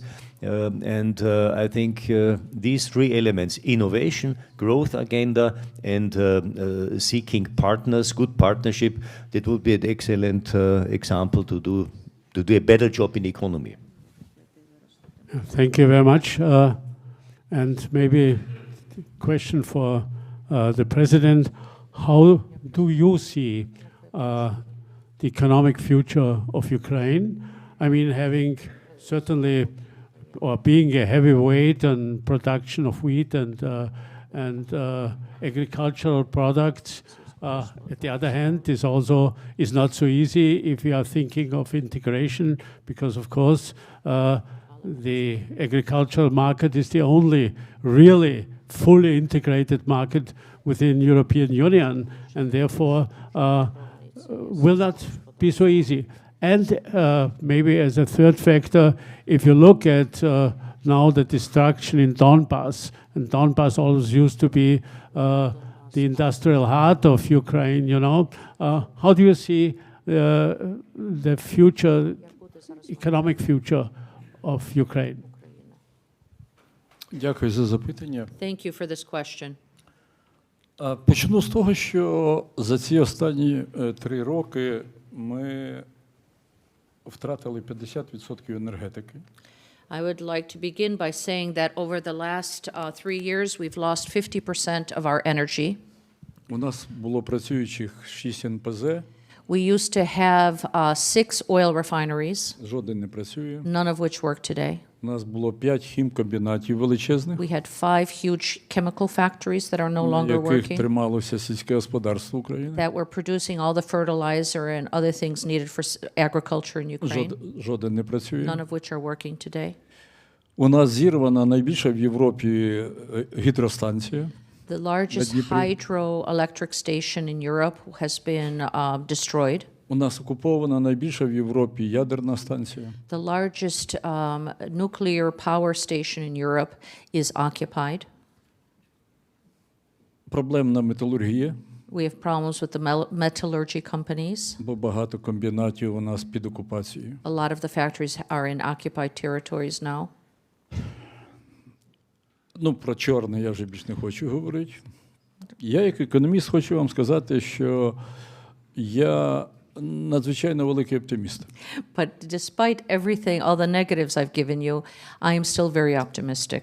Оптиміст в тому, що в нас є належні знання, як піднімати нашу економіку. Because we have the knowledge of how to raise our economy. У нас є багато міжнародних партнерів. We have many international partners. І ви знаєте, по багатьох позиціях ми займаємо або перше місце в Європі, або перше навіть місце в світі. And in some products, many products, we are not only first in Europe, but even first in the world. Тобто ця перспектива нікуди не ділась. And this perspective has not disappeared. Очевидно, ми хочемо мати окремий план відбудови. Of course, we need a reconstruction plan. Очевидно, ми знайдемо юридичний спосіб, перш за все в Європі, як направити валютні резерви Росії на цю програму. And of course, we're going to find legal methods to use confiscated Russian assets to invest in Ukraine. Ну і саме, можливо, головне, Україна розкриє широкі двері для інвесторів, як великого рівня, так і середнього рівня. And of course, Ukraine will find a way to open its doors to investors, both the large investors and middle investors. У 90-х роках ми з вами не знайомі були. You know, in the 90s, we did not know each other. Ми один одного в очі не бачили. We never saw each other face to І face. нам десяток років потребувалося, щоб зайти у відносини, в довіру, знайти друзів. It took us a few decades to find partners, to find friends. А сьогодні ці питання вже пройдені. But now we have reached a different stage. У Росії сьогодні править людина, при якій діти родилися, пішли в школу, університет, здобули освіту, пішли на фронт і їх уже закопали.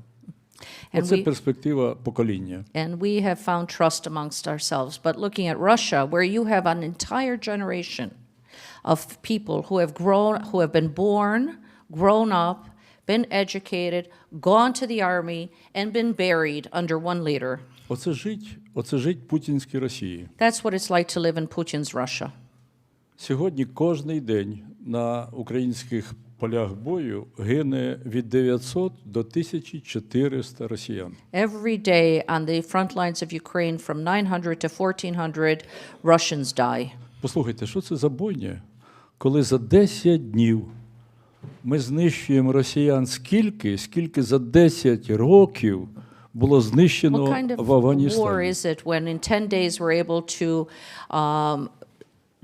take as many soldiers, to kill as many soldiers as it took 10 years in Afghanistan?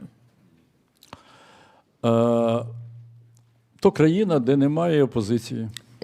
We're talking about a country that has no opposition. Якщо ти задумав бути опозиційним, If you ever want to be in opposition in Russia, скоріше вб'ють, якщо ти не встигнеш виїхати. if you're not able to escape, you'll be dead. Це історія Борі That's Німцова, what happened to Boris Nemtsov, Олексія Навального. Alexei Navalny.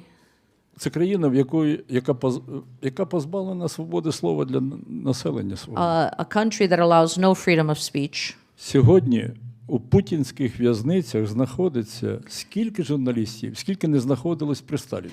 You have more journalists in Putin's prisons today than you had during the time of Stalin. Більше 20 тисяч дітей, які викрадені, і міжнародними організаціями встановлені їхні імена Путіним. You know, more than 20,000 children stolen from Ukraine whose names we know and are now in Putin's Russia. Другими словами, це я кажу, як на контрасті із тим світом темних, Україна може демонструвати сучасну, нову, зрозумілу і привабливу політику для західних партнерів. So why I'm saying this, in what contrast Ukraine's new, innovative, freedom-loving politics, what an alternative we can present to you. Тому ми сьогодні гордимося нашим солдатам We are very proud today of our soldier і нашою нацією. and of our nation. Нація виграє війни, Nations win wars, а солдат бої. and soldiers win battles. Yeah. Applause, yeah.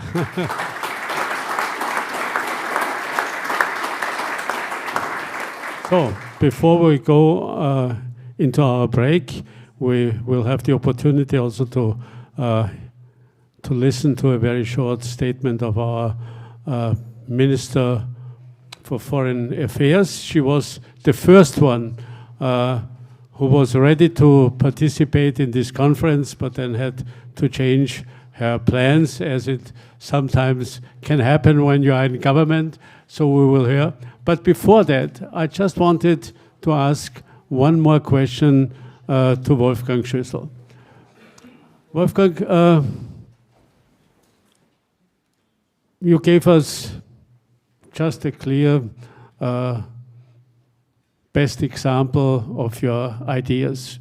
What I hear from one of our board members, Ambassador Martin Seidig, you still are playing football, you are playing soccer, as you did in the last decades. So you obviously are in shape. And you are in such a good shape that nobody realized, more or less, that you had a prominent birthday this year, in the first half, 80 years. And applause is... so, you have the privilege now, more or less, before we hear the statement, just to utter a birthday wish. A birthday wish for Austria and Europe, even if this is a surprise and maybe not so easy to answer, but I think just what you think Austria, what you wish Europe could do in the coming days and years. I think this is quite easy. I think for me the most good day and finest day in my political career was the 12th of June 1994, when our people voted with a 2/3 majority in favor of EU membership. So I think Europe is our fate. So my wish to Austria, but also to Europe and to the candidate countries, is not to forget that the European Union is not only, so to say, a project.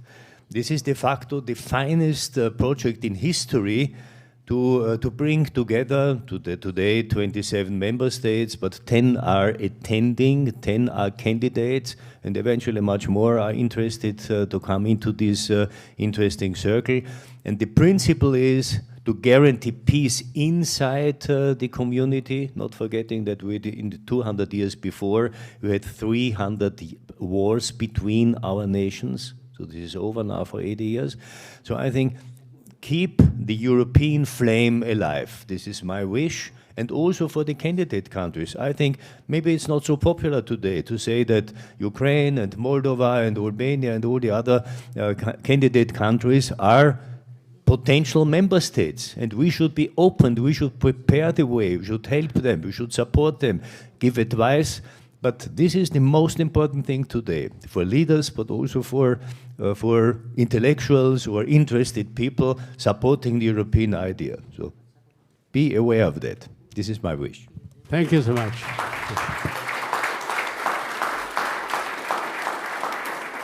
So, and with our best wishes, not only to your birthday, but also to your energy, whatever you are doing, not only in different functions in Austria.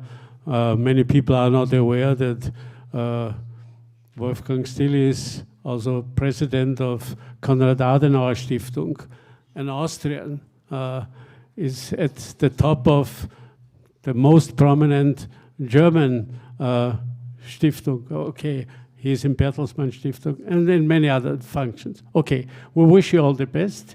And of course, we also wish all the best to the whole nation, to you, Mr. President, and to the whole Ukrainian nation. We will be behind you.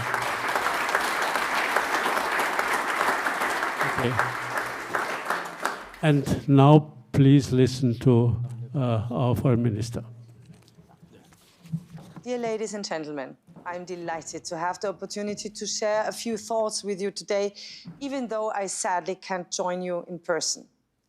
The theme of this year's European Forum Vienna, Europe's new responsibility, could not be more timely. Of course, we all see it, the world is changing rapidly. It is now 3.5 years that Russia's war of aggression against Ukraine has totally reshaped our security environment. Since then, or not only since then, Europe's new responsibility is clear. We must take our security, stability, and future into our own hands. That means full participation in the EU's foreign, security, and defense policies. And it means standing together, united and confident. Europeans are strongest when they speak with one voice. Austria is doing its part. We are contributing actively to the further development of the common security and defense policy, as well as the establishment of a true European defense union. We are also strengthening public awareness for security and defense, because Europe's security matters to all of us. Russia's war of aggression has fundamentally changed Europe. It is now more than 1,200 days of suffering and death in Ukraine. It is about time that the killing stops. Russia therefore has to come to the negotiating table for real. Peace, of course, must be comprehensive, just and sustainable, backed by strong security guarantees. And there can be no peace in Ukraine without Ukraine, and no security in Europe without the Europeans. Austria continues to contribute and support Ukraine's safety wherever we can, for example, through the process of enlargement. And supporting our neighbors, also in the Western Balkans or in Moldova, on their path to EU membership is a strategic necessity, as the entire European neighborhood is central to our own security and prosperity. EU enlargement is therefore a top geopolitical priority, and through gradual integration, it should bring real benefits even before accession, for example, by extending the European roaming area or single European payments area, by progressively integrating candidates into the EU single market. Europe's new shared responsibility also means building alliances with partners around the world. Africa, with its large population and rapidly growing economy, is a continent of opportunities and must be a key partner. Austria is underlining this commitment through a new Africa strategy. Ladies and gentlemen, it is our responsibility to protect what unites us in Europe: our solidarity, our values, our freedom, and our common future. For today, for your discussions, I wish you very productive discussions and a truly enjoyable time here in Vienna.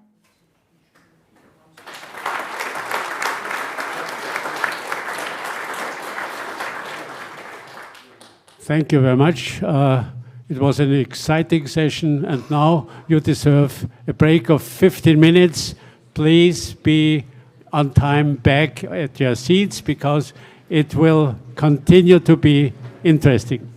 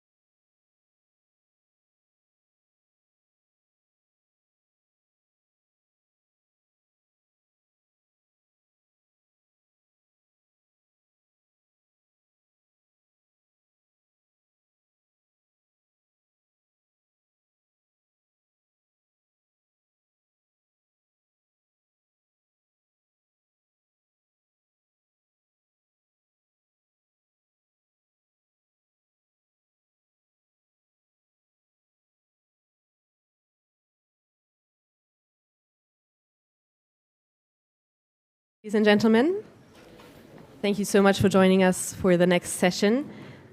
I may announce it. I'm here to represent Campus Tivoli, one of the cooperating partners here at this event. Campus Tivoli is the political academy of the Austrian People's Party. We are a think tank as well as a training institution, and we bring together expertise and politics on the most pressing issues that shape political decision makers today and in the future. So without further ado, I may present the next panel to you on the views from different European regions.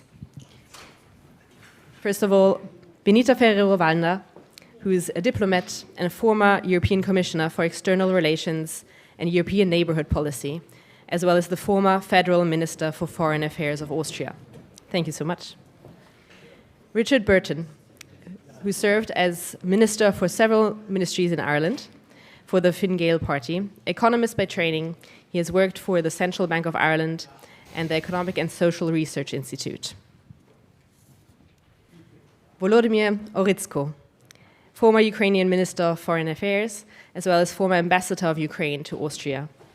Following his government service, he's founded and headed the Center for Russian Studies in Kiev, focusing on Russia-Ukraine-EU relations and regional security issues.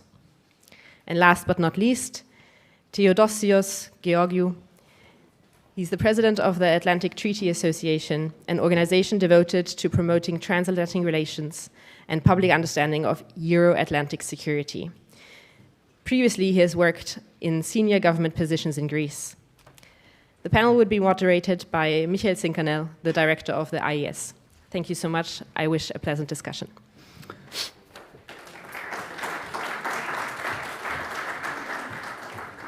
Thank you very much, Laura. Thank you for cooperating with us in hosting this 29th European Forum. Dear ladies and gentlemen, it's my great pleasure to moderate this panel discussion, different views from European regions, from European countries.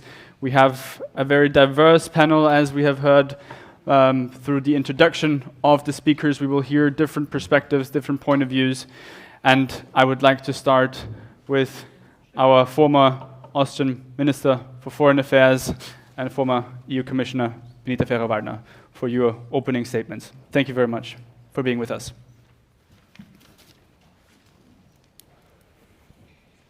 Thank you very much. First of all, dear President of this institution, thank you very much for having me. Mr. President YUSHCHENKO, it's a pleasure to see you here, and I thank you for this wonderful speech. Dear colleagues on the panel and distinguished colleagues, students, it's a pleasure to be here. Although at a certain moment when you speak late, then of course many things will be there that we have to repeat. But please, it's also important to also, as somebody say the same things than the others in a different way.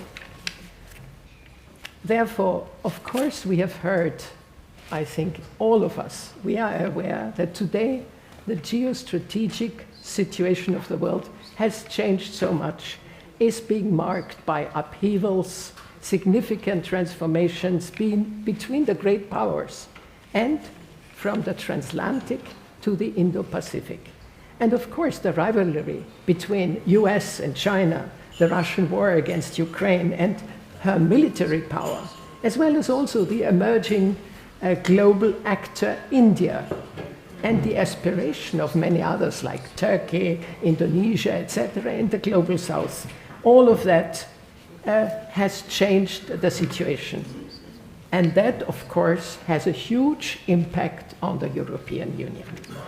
We would like to become a global player, but we have to admit that for the moment, at least, we are only a global payer. We didn't like that, but this is the truth. Therefore, the question, how can we achieve strategic autonomy? I speak for myself. I don't speak now for Austria, but I speak for myself, and I think for the ideas that are there in this region. Personally, I see two major reasons. One is the lack of unanimity. And second, that has been mentioned at large, is of course the lack of a security and defense, clear, implemented, not only the documents on common security and defense policy, but really implement things and try to do the best. Of course, wake-up call, everybody has said it. Now it is necessary. We see what we have been writing in documents long before. Now it has to be done. And I think things are being done, but slowly. And that is another question. We should be much quicker because the others are speedily deciding, and we have these lengthy processes. The European Union and its members, we are all, if we now speak of regions, first of all, we are all based on our common values, such as democracy, rule of law, human rights, and a certain European identity. Even if we are citizens of West, North, East, Central, and South Europe. As long as the European Union, I would say, had economic growth and political stabilities in the last decades, when I was foreign minister, for instance, it was easier to come to harmonized positions and thus also decide by unanimity, uniform decisions. But in the actual challenging geostrategic situation characterized by higher political instability, by budget deficits, by economic downturn, by higher energy prices and also higher inflation, this dilemma has become much greater. Instead of mainstream parties, more and more radical parties of the right and the left form governments, and therefore the different interior politics is mirrored by diverging levels of situation outside on the EU level when it comes to decision making. And therefore there is a lack of unity. Does it work? No? Your glasses are a little bit... Oh, okay. Excuse me, please. Yeah. So the difficult and lengthy negotiations to come to a compromise that is often difficult, not clear, and without a more long-term strategy makes us totally weak. And that is, of course, being exploited by all the others. So our soft power that we always mentioned and we were proud of is no more sufficient. Now, how do we think we can cope with autocracies like China and Russia, and even the autocratic behavior of the US now with Donald Trump, where decisions being taken rapidly and implemented immediately? Besides, I must say, if member states have domestic problems, the optimism is sinking, and the social media are reinforcing that. So pessimism is the prevailing feeling, and this is immediately projected to the level of the European Union, not so much to the national level from where it really comes. So I remember, for instance, and it was mentioned also by other speakers before, very well our enthusiasm that was demonstrated by our referendum in 1994, where indeed 2/3 of the population voted in favor of accession. When, however, in the year 2000, only 5 years afterwards, Chancellor Wolfgang SCHÜSSEL, who spoke before, and I then had the privilege to become his foreign minister, formed a coalition government with the Freedom Party of Jörg Haider out of necessity, of political necessity, and the 14 other member states imposed unfair and totally exaggerated sanctions on our government in order to impede the coalition, or, when they couldn't hinder it, to try to make us resign. A majority of the Austrian population was very angry, very disappointed with the European Union, and the prior enthusiasm vanished. Even so, our government, and I must say, and I think it's very important to say that, did not use the veto power blocking EU's common decisions at that very moment, which we could have done. Another example of, I would say, rare solidarity if there is a specific but important problem for the member states, or for one member state, was right from the beginning of our membership. And this was the question of the transit of heavy trucks through the Austrian Alpine region, the Brenner Pass. I then I had to defend the necessity for a restriction of trucks because of the heavy burden and environmental damage on the population, especially there. But Western and Southern partners, however, never wanted that and upheld the question of freedom of transit of goods, disregarding all our arguments. So I must say it took us years and even EU court decisions to finally come to a unanimous solution. So it is very difficult because the interests of national governments and states are quite different. As foreign minister and also afterwards as EU Commissioner for External Relations and Neighborhood Policy, I witnessed also a lack of consensus on the question of independence of Kosovo, which Spain and Cyprus, for internal reasons, still have not accepted yet. Or the position of the member states on the war US-Iraq, where UK at the time with Tony Blair was with the US, with George W. Bush, whereas Germany, Angela Merkel, and France, Jacques Chirac, were totally opposed against this war that was waged without a Security Council decision. So you see, there were difficult moments, but I think it has become more and more, it's more difficult. Today, with the enormous challenges that originate in sometimes, I would say also, fierce nationalisms and radicalisms of some member states, think a little bit of Hungary, Slovakia, at times Poland, maybe in the future the Czech Republic, to find unanimity has become much more complicated, which makes the decision process more and more complex and thus lengthy. It's true that according to the treaty, only in 3 cases unanimity is absolutely obligatory. Change of treaties, accession of new member states, and decision on the so-called multi-annual financial framework, the budget, the 7-year budget.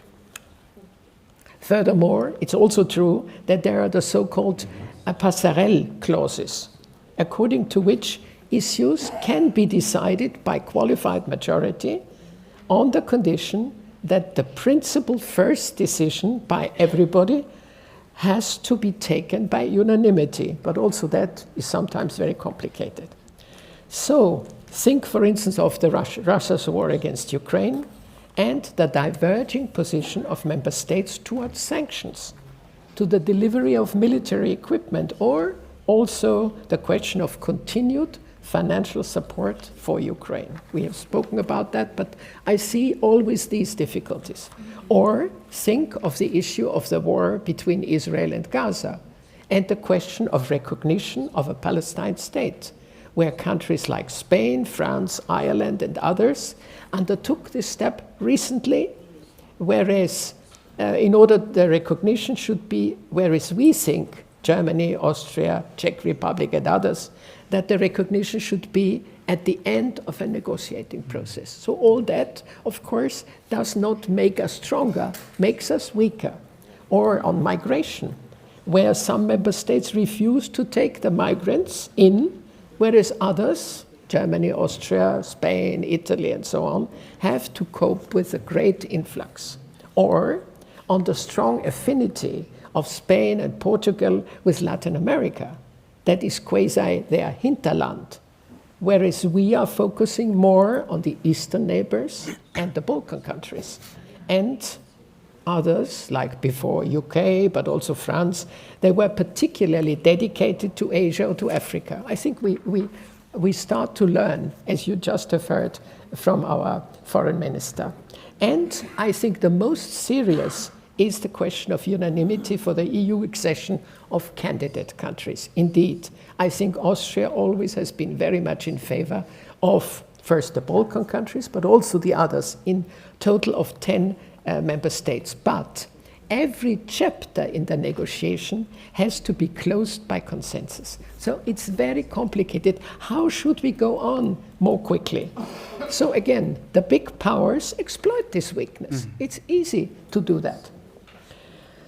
And the second big lack that I mentioned before is, of course, the common foreign and security policy and the implementation. I do not speak about it now because it was at length mentioned and, of course, spoken in details. Yeah. Now, let me just say, what can we do, I think, to reach a strategic autonomy in the future? I would say there are 2 points that I would like to make on the institutions and then a few points on the contents. On the institution, I think we should be much more clear to go with qualified majority, even if it's difficult for some. And in that case, for instance, with member states, we should go for this idea of a gradual accession. That means member states that come new, come in some cases, but maybe are not full members. And with that, I think we could also decide by qualified majority. And the second point on institution I would like to make is an instrument that we nearly do not use, and that is the so-called reinforced cooperation, where 1/3 of the member states can progress on certain issues, like Schengen, like the euro, if and when the others that have to stay behind at the moment can move up if they are ready and if they are prepared to do so. I think this is a possibility. We do not use it, but we should. It's in the treaties, so no problem to use it. On the contents, very quickly, I must say, of course, Wolfgang SCHÜSSEL, my boss, my former boss, of course, already mentioned it. It's first and foremost the economy. I also think the same. If a country is strong and if the European Union is strong, indeed, we are a strong union and we can do much more. That means increase competitivity, reduce overregulation, and abolish too much bureaucracy that we do have now. And then, of course, question of security and defense capabilities. We have spoken at length at that. Then I also thought improving and enhancing innovation, science and technology, find the right sources for special metals, rare earths, all that what is missing at the moment. Negotiate more free trade agreements to somehow compensate Trump's tax policy with many other partner countries, for instance, the Mercosur. And then I would, and with that I conclude, have the courage to pursue our own European policy according to our own European interests and not succumbing to the pressure of the global powers. I know it's easy to say that. It's more difficult to do it. But I think we have to start, because then we might have a beginning to be a strategic autonomous partner. Thank you. Thank you. Thank you very much.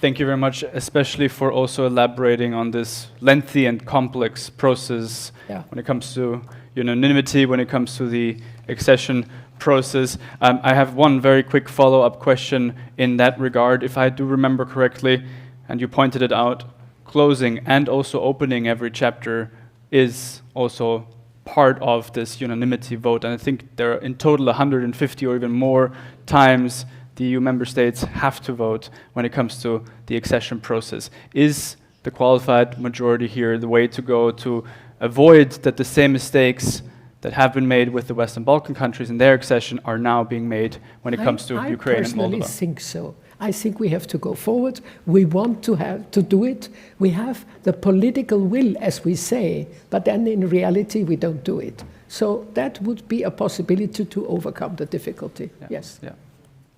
Thank you very much. I would like to hand over the floor to Richard Bruton.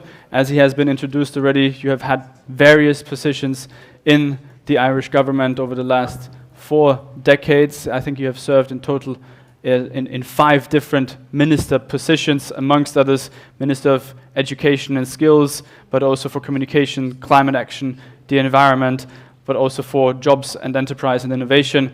Richard, thank you very much for being with us to share the Irish perspective. Please give us also your remarks. Well, first of all, thank you very much for having me, and I feel somewhat humbled to be among many exalted people who served at very high level in foreign affairs, defence, prime ministers, where my ministries have never been in those spheres. But yet I'm a huge believer in the European project, warts and all, and we've heard a lot about its warts. It is such, as Chancellor pointed out, it is an extraordinarily successful project where global challenges are being met by sharing sovereignty. It is a fantastic institution, and we must value it. I suppose come from one of the 4 neutral countries, Austria, Malta, Cyprus, and ourselves, the only remaining since Sweden and Finland joined NATO.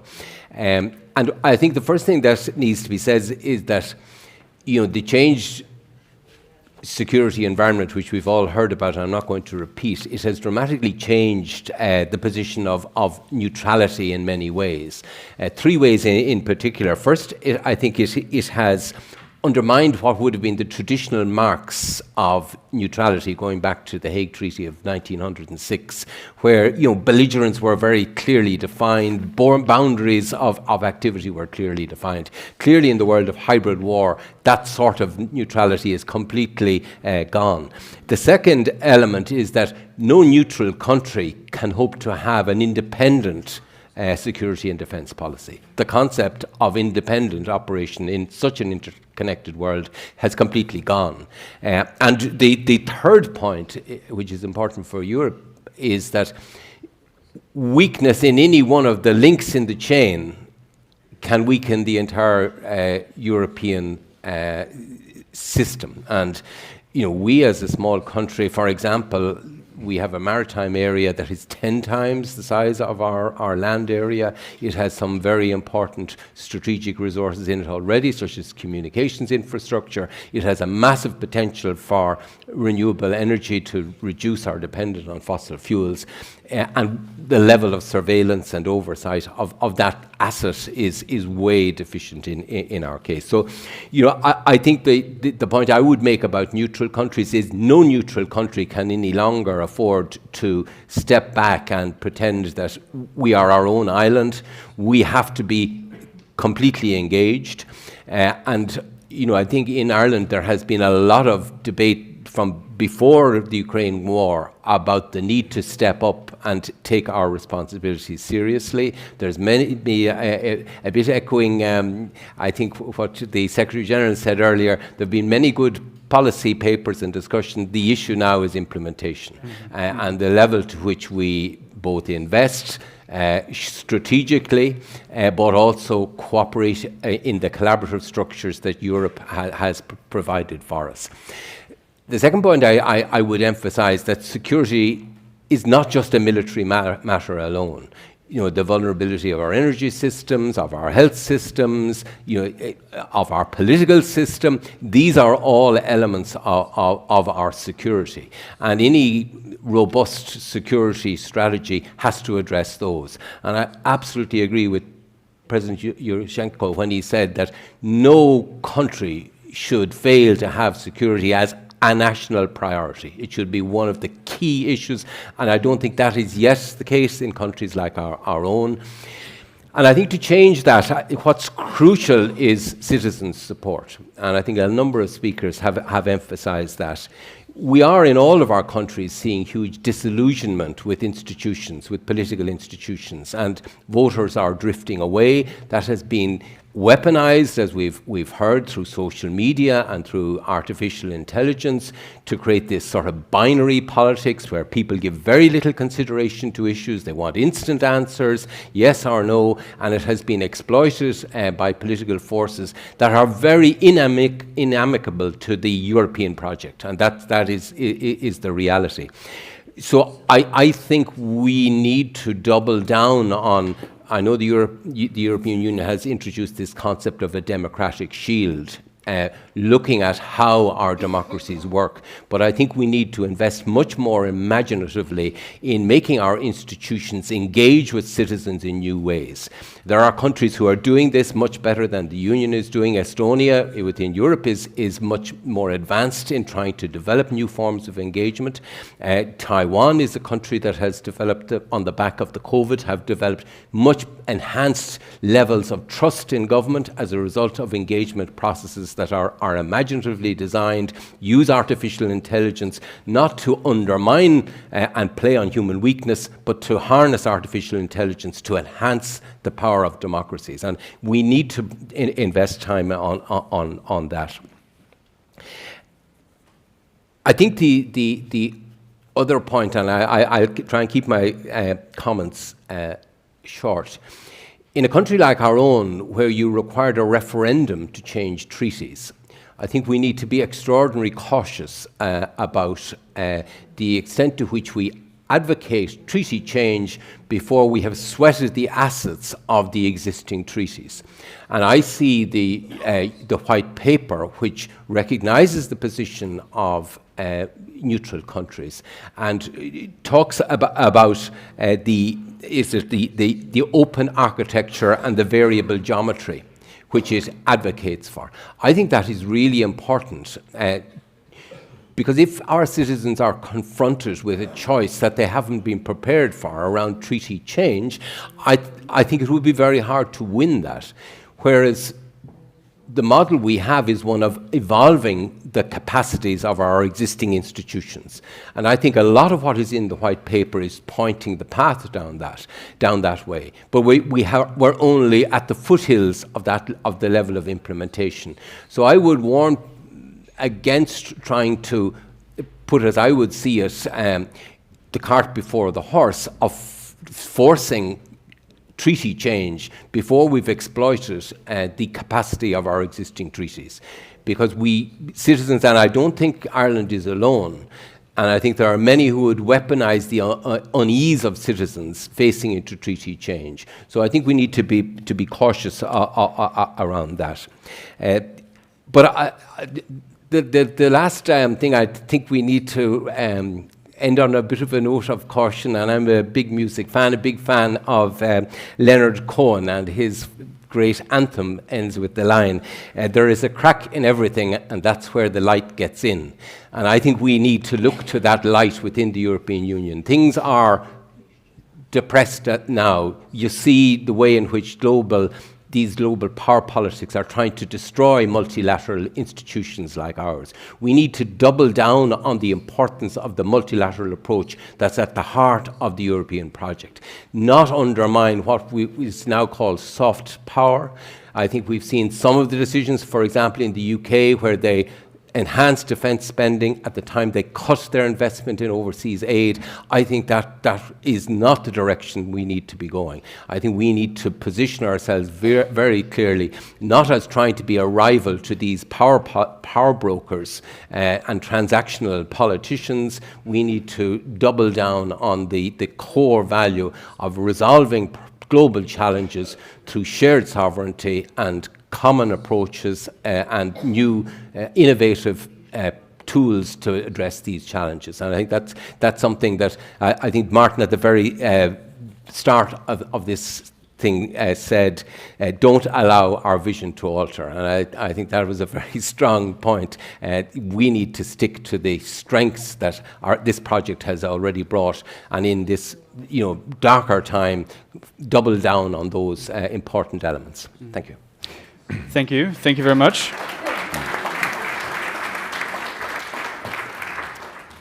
Thank you very much, Richard. I think I'd like also to point out one element and ask a quick follow-up question. You raised this issue of engaging citizens more, and I very much believe that this is not only a core fundament of democracies in general, but also that it could help and assist to overcome hybrid threats that you also mentioned, especially in disengaging the population from the political elites, especially in fighting disinformation campaigns, etc. So probably from your experience or from the Irish experience, how can that be done in a more effective, efficient way? How can the citizens be engaged more directly with the government? Well, we have been quite experimental in some ways. Some of the biggest changes, such as removing the ban on abortion from our constitution, was done through what was a citizens' assembly. 100 people selected at random to address this very thorny issue in a Catholic country like our own. It was followed up, the Citizens' Assembly came out in favour, it was followed up by a parliamentary committee that had to deal with those findings, and that resulted in a transformative change in the view, particularly among politicians. We discovered the public were way ahead of us in many ways. And my own political group has set up a policy lab, as we call it, which is all about bottom-up engagement, not just within the party, but reaching out beyond the party to look at, day-to-day experience of people who work at the coalface and bring that to bear on policy formation. Too much of policy formation is seen as formed by elites, and as a result, it's very easy to attack it as being, without adequate foundation, and that is what's weaponized in a lot of these hybrid attacks on our political process. Mm-hmm. We need to counteract that by ensuring that we have that level of engagement with people who are working at the coalface. And I think you can apply the principle to many issues, and I think we need to look at those countries who have gone beyond and been imaginative in this area and try to draw on their models. Ireland has done some, but Estonia is good, Taiwan. Mm-hmm. There are many, I believe, that we could, but the democratic shield that Europe is developing has to be more than lip service. Citizens must see a difference in the way Europe engages with its citizens, in my view. Mm-hmm. Thank you very much. We have another speaker with us today, and I'm very happy to welcome Volodymyr Ogrytsko. As it has been mentioned very briefly, you have not only been the former Minister of Ukraine, but also Ambassador here in Vienna. I'm very happy to welcome you to also share your views from Ukraine in this panel discussion with us. Thank you. Thank you so much. Good afternoon, everyone. I don't know what to say, because after what we have heard during our first discussions, and now it is really something, it is now not easy to add something. Look, but probably I will start with allow me to say some sentences in German. Nur zu sagen, besten Dank für Herr Bundesminister Werner FASSLABEND, nur sagt Dankeschön für liebe Frau Bundesministerin. Ich war 5 Jahre hier Botschafter und ich kann Ihnen sagen, das waren die besten vielleicht Jahre in meinem Leben. Und ich habe nur bedanken, dass die Kollegen, die damals in der Regierung waren, verstanden Ukraine und wir verstanden Österreich. Madam Ambassador, remind very difficult part in the Austrian history when, due to the combination of the governmental coalition, practically speaking, Austria was blocked diplomatically in Europe. I remember that you, Madam Minister, was not allowed to visit European capitals, and you use mass media to bring Austrian position to the European audience. Then I was Ukrainian ambassador here, and one idea came to my mind, and I proposed to our leaders in Kiev to invite you to pay a visit to Kiev. That was a sign of Ukraine's solidarity with Austria. And I do believe that it is another sign that we are really in common, that we are Europeans and must see the future from European point of view. Look, Mr. Zinkanell instructed me that I should not speak more than 10 minutes. So I have prepared only 4 main points to be in line with these time restrictions. So allow me to start. And my last, practically speaking, I would like to address you and to ask Europeans to think about 4 very short ideas. Probably I will repeat what just Madam Foreign Minister said, because this first point is, dear Europeans, let us speak with one voice. Look, and that is why I would like to thank Donald Trump, because in fact he woke Europe up. Please do not understand this that I am supporting the way how Donald Trump is doing his international business. It's another story.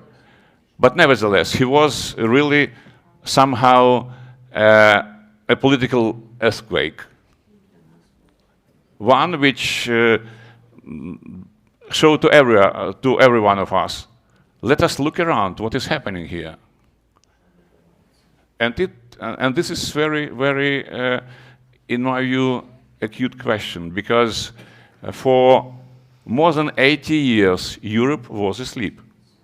Let us be honest, let us be frank. More than 80 years, Europe don't want to see the truth. You will ask me, which one?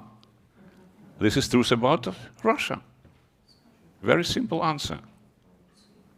And only now, after this political earthquake made by Trump, we Europeans at least finally understood our security is our own responsibility. And I would propose not to say about European view of European security, or a German view of European security, or Austrian view of European security. We should think about pan-European security as our common value. Otherwise, we will have no chance to be united. And Ukraine, I would like to stress, is the internal part of this security system in Europe. So let us think about this, and let us be really united, elaborating absolutely common European security perspective and concepts. Point number 2. Dear Europeans, be brave. Almost everyone in Europe understands where the real threat is. You will ask me why almost. Because we still have people like Orban, like Fico, like Marine Le Pen. We have parties like Alternative für Deutschland,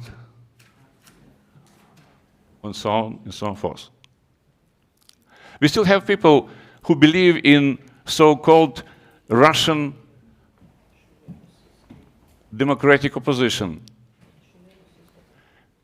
and their dreams about, as they say, прекрасная Россия будущего, beautiful Russia of the future. There are those who still say this is Putin's war, forgetting that it is not Putin who invited Russians.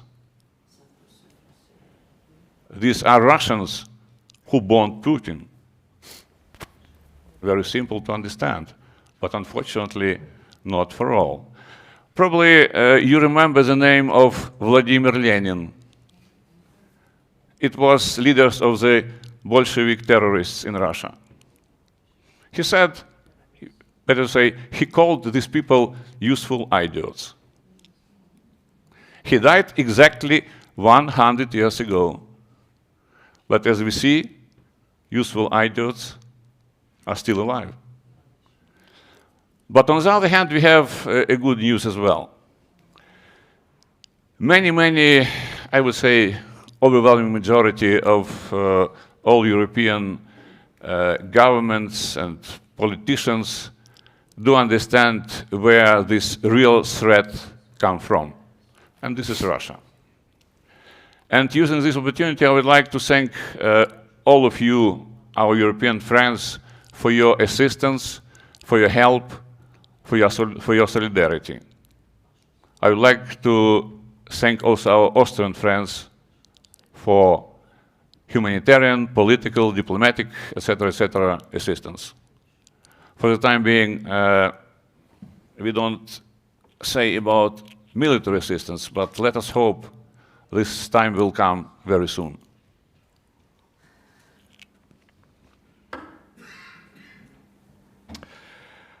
Look, what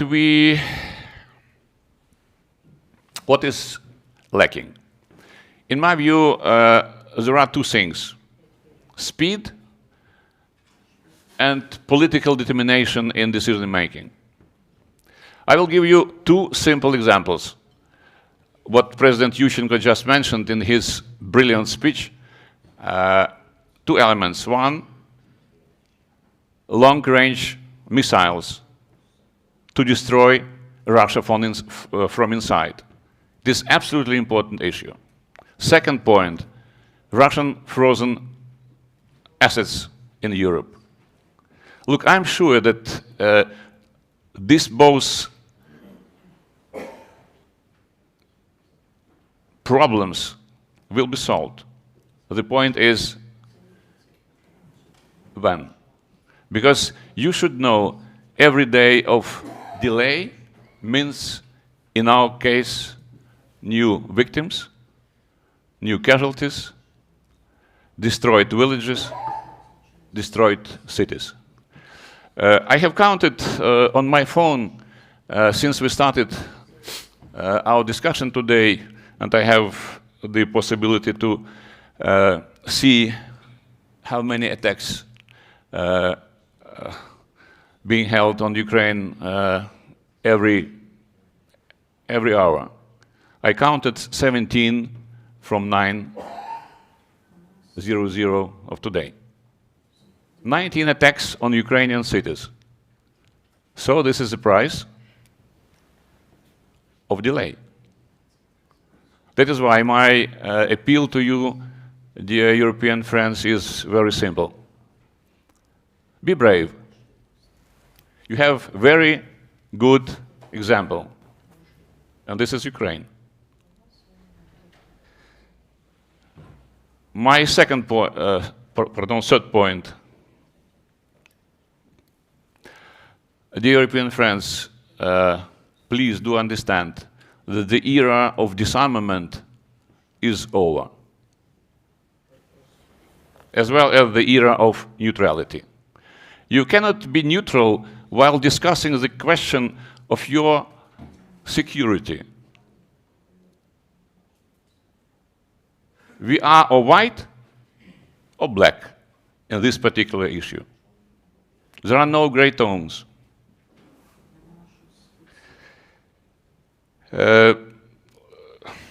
Look, in my view, we are now approaching the new era of armed deterrence.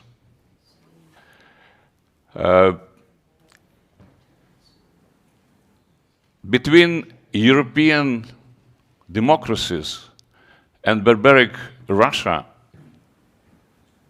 must be a defensive wall.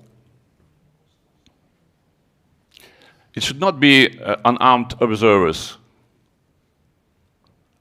This forms functioning without any results. In my view, it should be big armed forces with absolutely clear means of deterrence, including nuclear ones. Why? Look, Russia deployed some weeks ago nuclear missiles on the Belarusian territory. What was the European answer? Zero.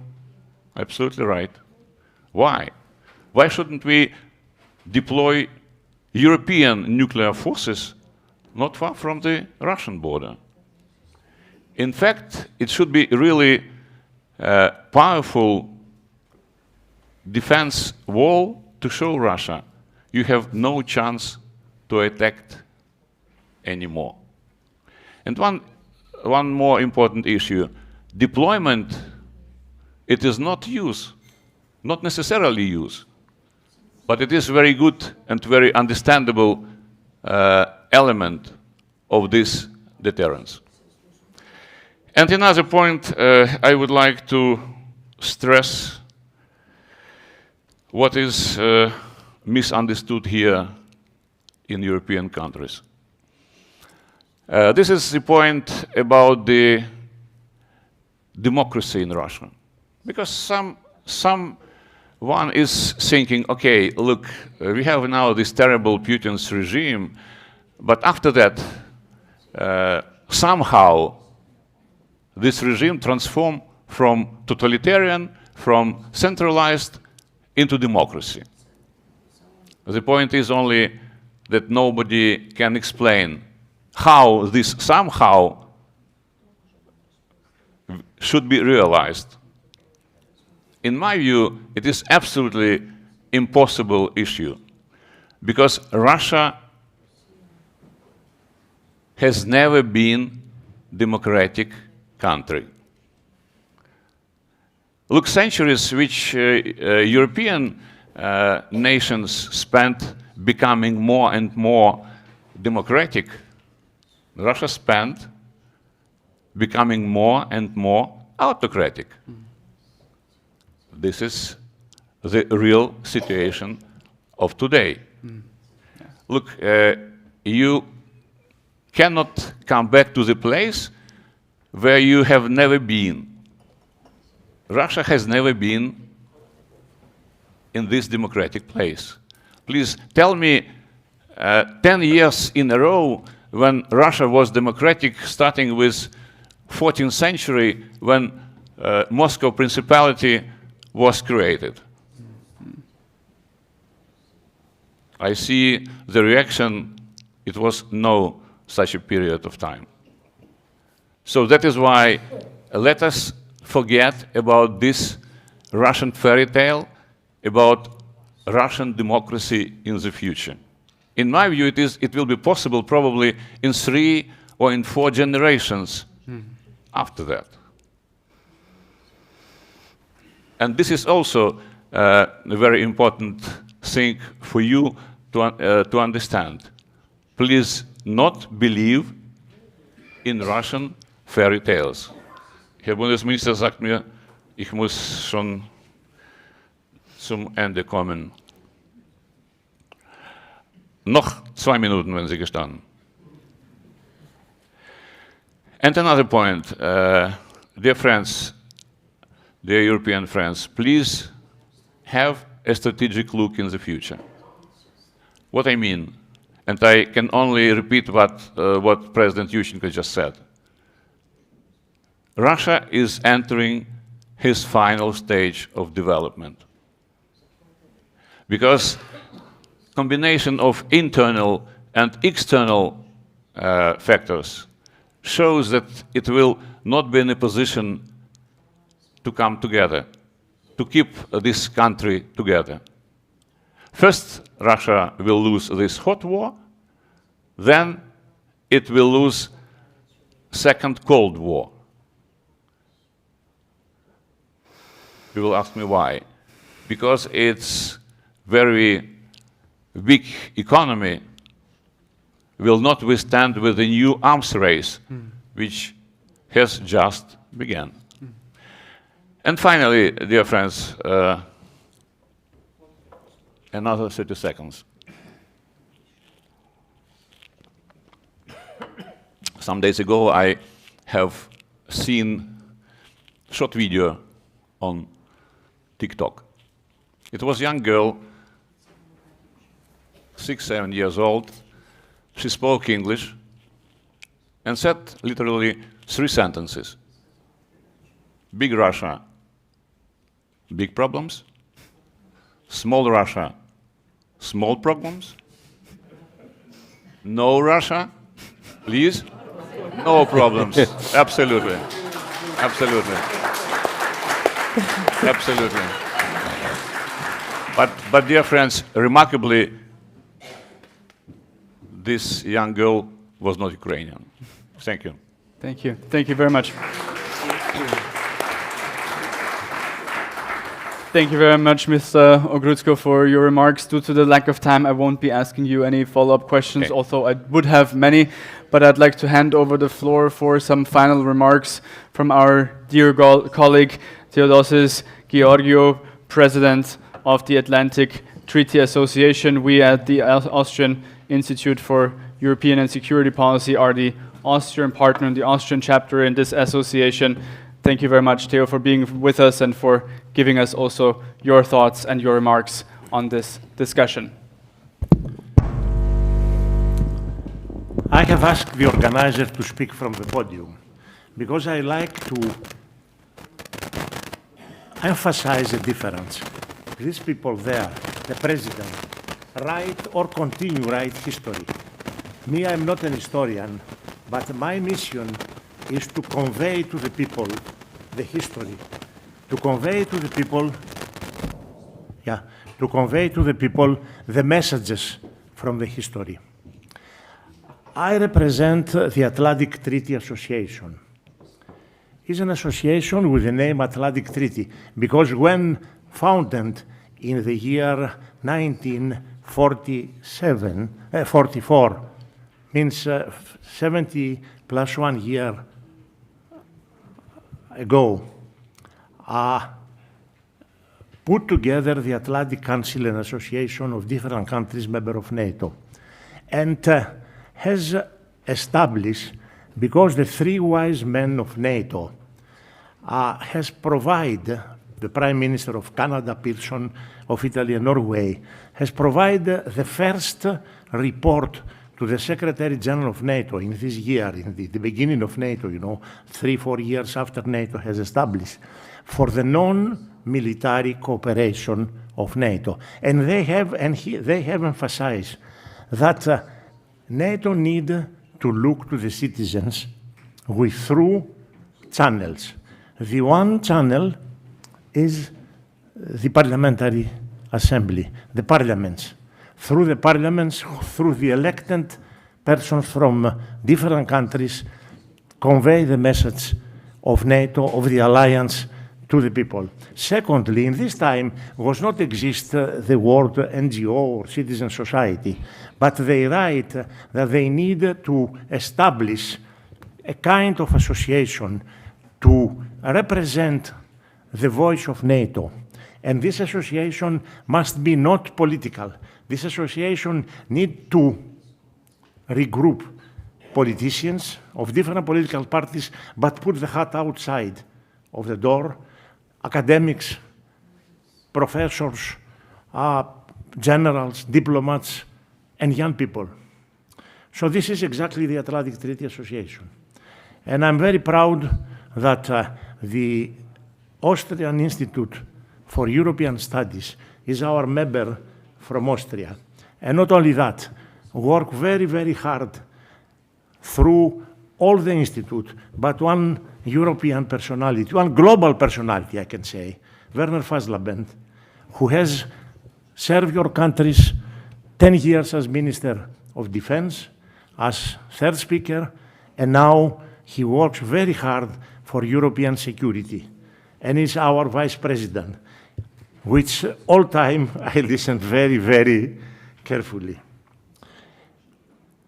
I remember when I have seen President DZURINDA there, that in the year 2001, as Prime Minister, he invited me in a conference, the first ever conference that has been in Bratislava, after they have a little show. In this conference, all aspirant countries, they have been there with a big love, with a big enthusiasm for NATO. But years later, this enthusiasm is going down. Inetria has come. And economic problems overshadow the security issues.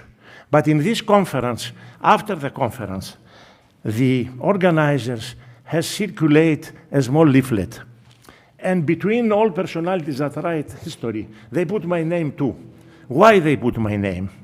Because I have stressed from this time that the voice of the people provide the legitimacy. Legitimacy that need you, the politicians, legitimacy that need the governments, legitimacy need the international organization. Without the voice of the people, all actions has not the power. And exactly with the Parliamentary Assembly, we work together. In my long, let's say, voluntary history with Atlantic Treaty Association, I have observed the big confrontation of West and East. I have observed the big love for the countries. I have observed inertia. And now we have the war in Ukraine. People suffering, unrooted, lose their hope. And by the other hand, government discuss. Okay, they need to take actions, as all of you have stayed. We, the people, we need to explain the actions of the governments. We need to explain why we need to stay and to enhance our solidarity, why we need to stay together and pass the message to the young generations, because our generation is going out, but we need to transfer the message to the young generation, because only educated people can provide legitimacy. So, ladies and gentlemen, thank you very much. Werner, thank you very much for your support in the idea of being together and work all together. And my last message is that we try to have and keep the bridges in transatlantic links. We need associations. We need to discuss from the one side of the Atlantic with the other side of the Atlantic. There are the Greeks, I'm Greek, invert the word house, but they invert another word, dialogue. So with dialogue, with round table, we can find the solution. So thank you very much.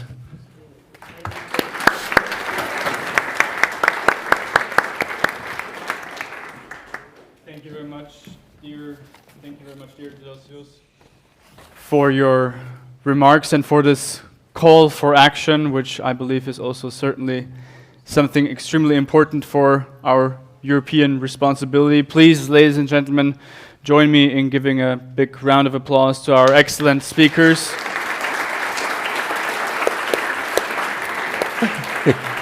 This was truly an inspiring and very insightful discussion. Thank you very much for sharing your perspectives and thoughts. I would like to hand over to our president, Dr. Werner FASSLABEND, who is going to moderate the other panel discussion. I'd like the panelists already to come on stage, because we will have a smooth transition now of handing over the microphones to our new panelists and to start with the discussion right away. On email, okay. And I will try to connect you with. Yeah.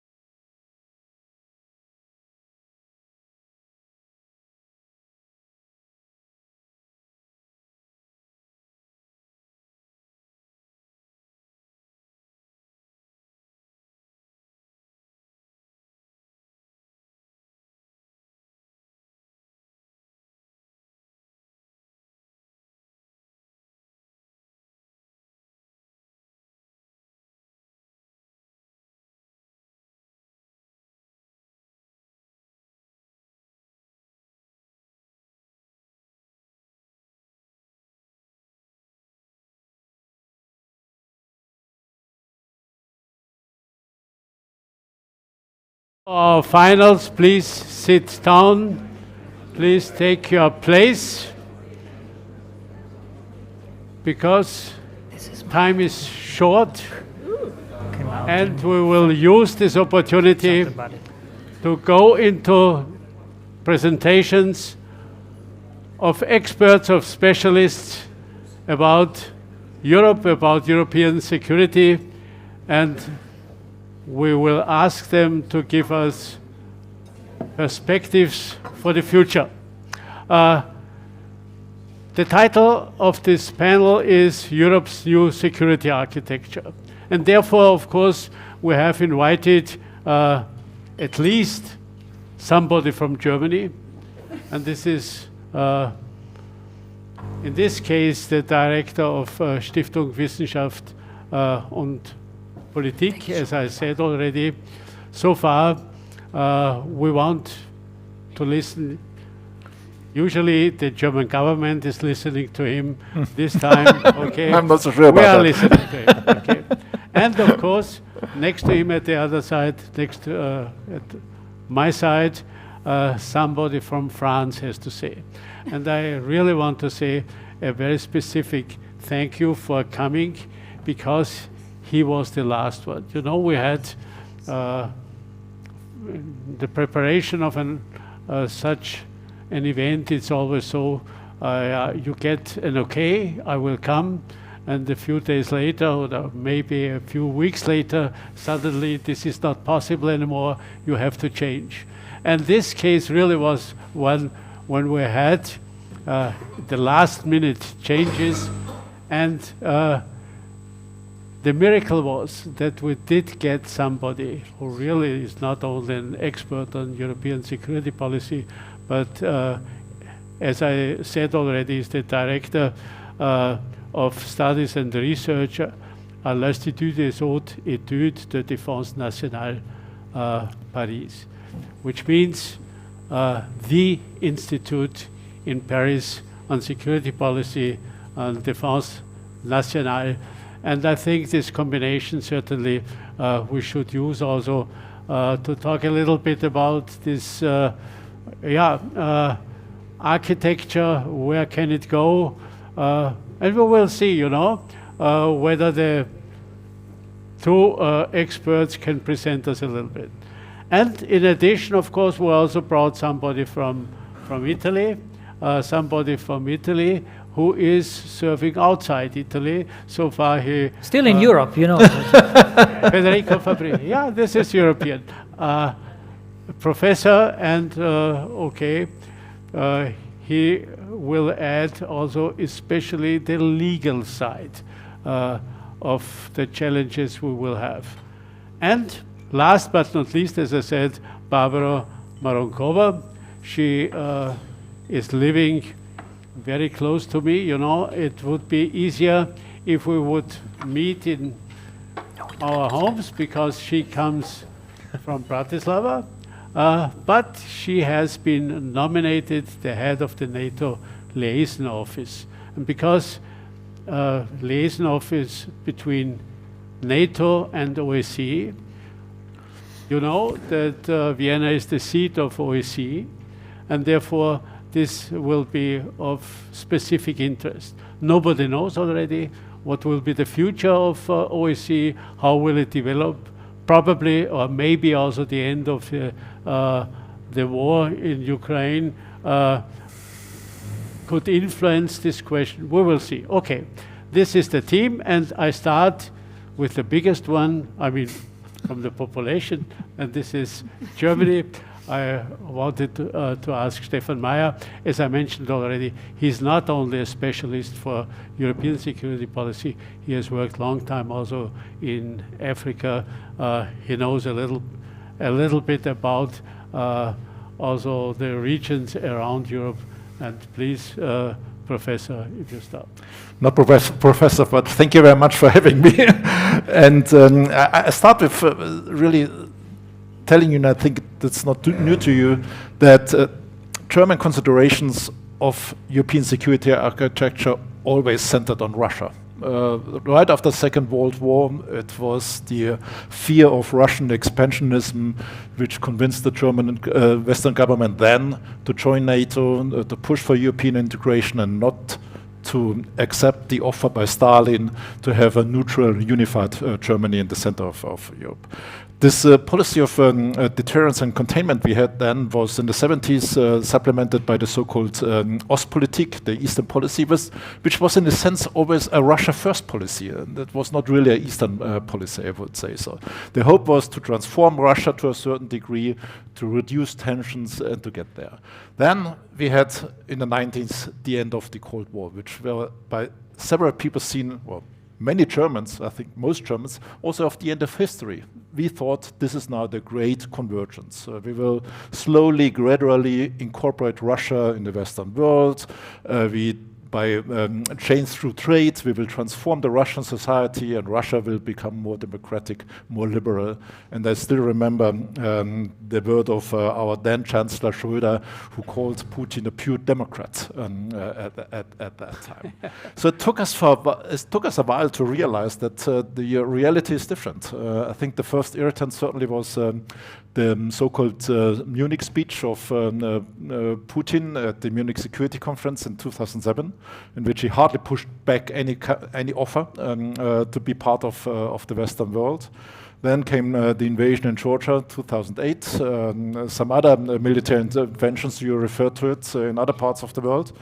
And 2014, annexation of Crimea, the partial occupation of Ukraine. This was the first wake-up call we didn't listen to, because we, of course, imposed fairly mild sanctions, but we continued to build Nord Stream 2, and we still thought that it would be possible to do deals with Putin and to convince him to be a positive player in Europe, so to speak. Second wake-up call we didn't listen to was in 2016, the election of Donald Trump in the United States. We thought it was a one-time aberration that he got elected. So your President Macron at that time, 2019, called NATO brain dead, but we didn't draw any conclusions out of that.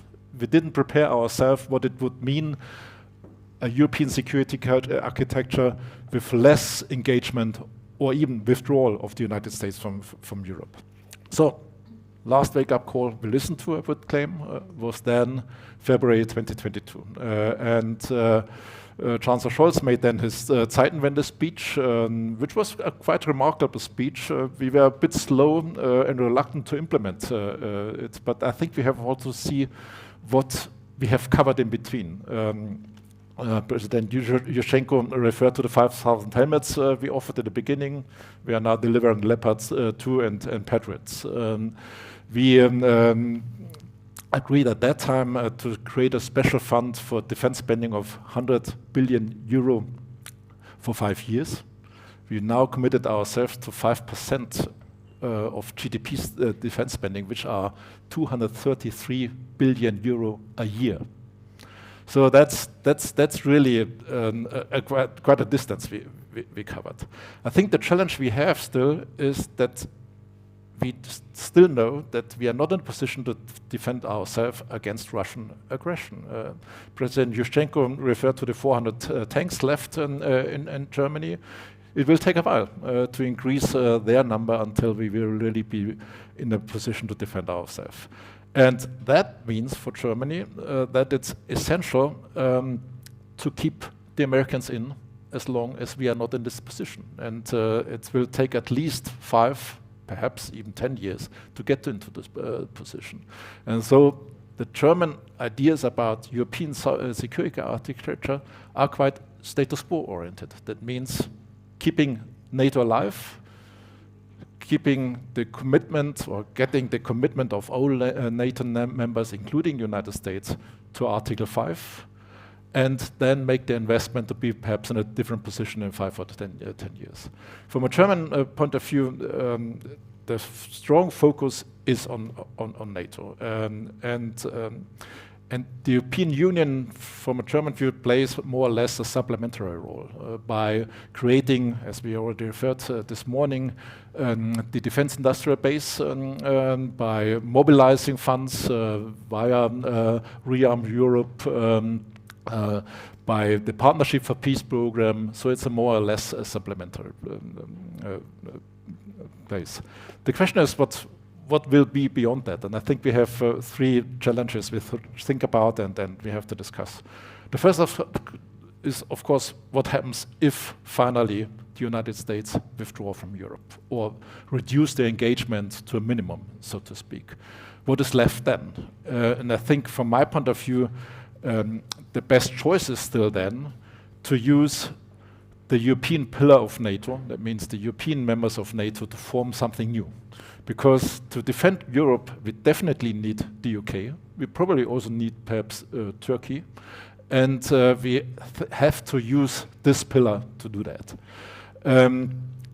The second challenge we of course have is if the Americans withdraw, what we do with regard to Ukraine. Will we be able to maintain a level of military assistance to Ukraine which will enable Ukraine to defend itself? This will be really a major challenge, and beyond that, we of course have to be also more precise what the security guarantees might mean to Ukraine. I'm convinced, as many of my colleagues, that the ultimate only valid security guarantee to Ukraine is NATO membership, to be sure about that. I don't see there are any arrangements which really are as concrete as this one. But we all know that there is no consensus. Even the German government has some difficulties to accept this membership for the time being. This third challenge, and I will end there, is about the scope of a European security architecture. We are very much focused, rightfully, on Russia and Ukraine. But we know that, for example, our South European neighbors are quite unhappy about this focus because they are more concerned about the Mediterranean, about the Middle East. I think we have also discussed, is there a role for Europe in the Arctic region, in the Black Sea, in the Caucasus? What role for Europe internationally? And you referred to it. Do we have a role in safeguarding trade routes, engage in other parts of the world? And, of course, scope of the European security architecture also means what about the neutral countries in Europe? Austria, Ireland, Switzerland as well, Malta, and a few others. What role might they play in a future European security architecture? I think we can deepen this in a discussion, but thank you for the time being. Okay. Yeah.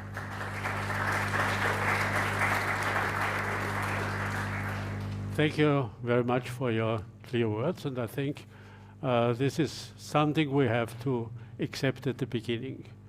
At the moment, certainly, Europe will not be able to defend itself against the Russian aggression because it only has split organization, not the necessary armament, not the necessary deterrence, namely the nuclear component, but also not enough of manpower in order really to do so. Okay, but not only this is the question, we also saw, you know, that maybe sometimes at least political aggression also can come from the West, even against a partner from your own organization. When somebody mentioned that it could be possible to overtake Greenland from a European country, you know, even with military force. So far, of course, there is and will be a need for autonomy or whatever you call it in the future. I think everybody will agree that this will not possible at least in the next, let me say, 10 years. 5 years is very optimist, I would say, but let's hope so. And insofar, because of course, one of the big pillars of European defense always had been France, even if sometimes France had a very specific position within the European context. And insofar we are looking forward, what is the French position and how do you see the future perspective? Thanks for having me. Well, it's always difficult to be like the Frenchman in the house, because it's I have the impression that, well, it's not worse as being Russian, but sometimes, you know, you have the impression of being like the pain in the neck. So I'll try to first some kind of, let me actually dovetail on a couple of things that you just mentioned. Let me actually start with a kind of blunt assessment. The current security architecture in Europe is literally like a dead horse in the water. It's gone, and it's not going to be back if just by thinking that the good old past can be basically used as the example. So we have to start and do something, if not new, at least that satisfies both the member states and the partners. And for this, let me offer actually not just the French perspective, but also something that, of course, has been said by most of the current speakers, but the reasons why we cannot go to a security architecture as per good old times is basically of three predicaments. The first thing, because it's like the gigantic elephant in the room, it's Trump, and not just Trump, it's Trump 2 as an opposition to Trump 1. And we are, like all of Europeans are guilty of not having done their homework between 2020 and 2024. And Biden administration, let's be honest, has been in many ways as worse as the first Trump administration. But we did not listen. We have been thinking that because it was a Democrat administration, they were more keen to understand what the Europeans do and think. That is not the truth, because we've been not just willing to step up. That's the first thing. So the current status of our transatlantic relations is not going to get better in any ways. It's just getting worse. We have to actually take this as a first step. The second thing is, again, the fact that European defense will change in light of what happens in Ukraine. It has been said by President YUSHCHENKO. I couldn't agree more, but we have also to take the useful lessons, and not all lessons from the Ukraine war are useful to Europeans. Because for the moment, as you currently say, there is no NATO pillar and no NATO membership for Ukraine. It's a pity, and that's why these guarantee security have to be explored. And third, a thing also that matters to Europeans, that's the current state of our common values.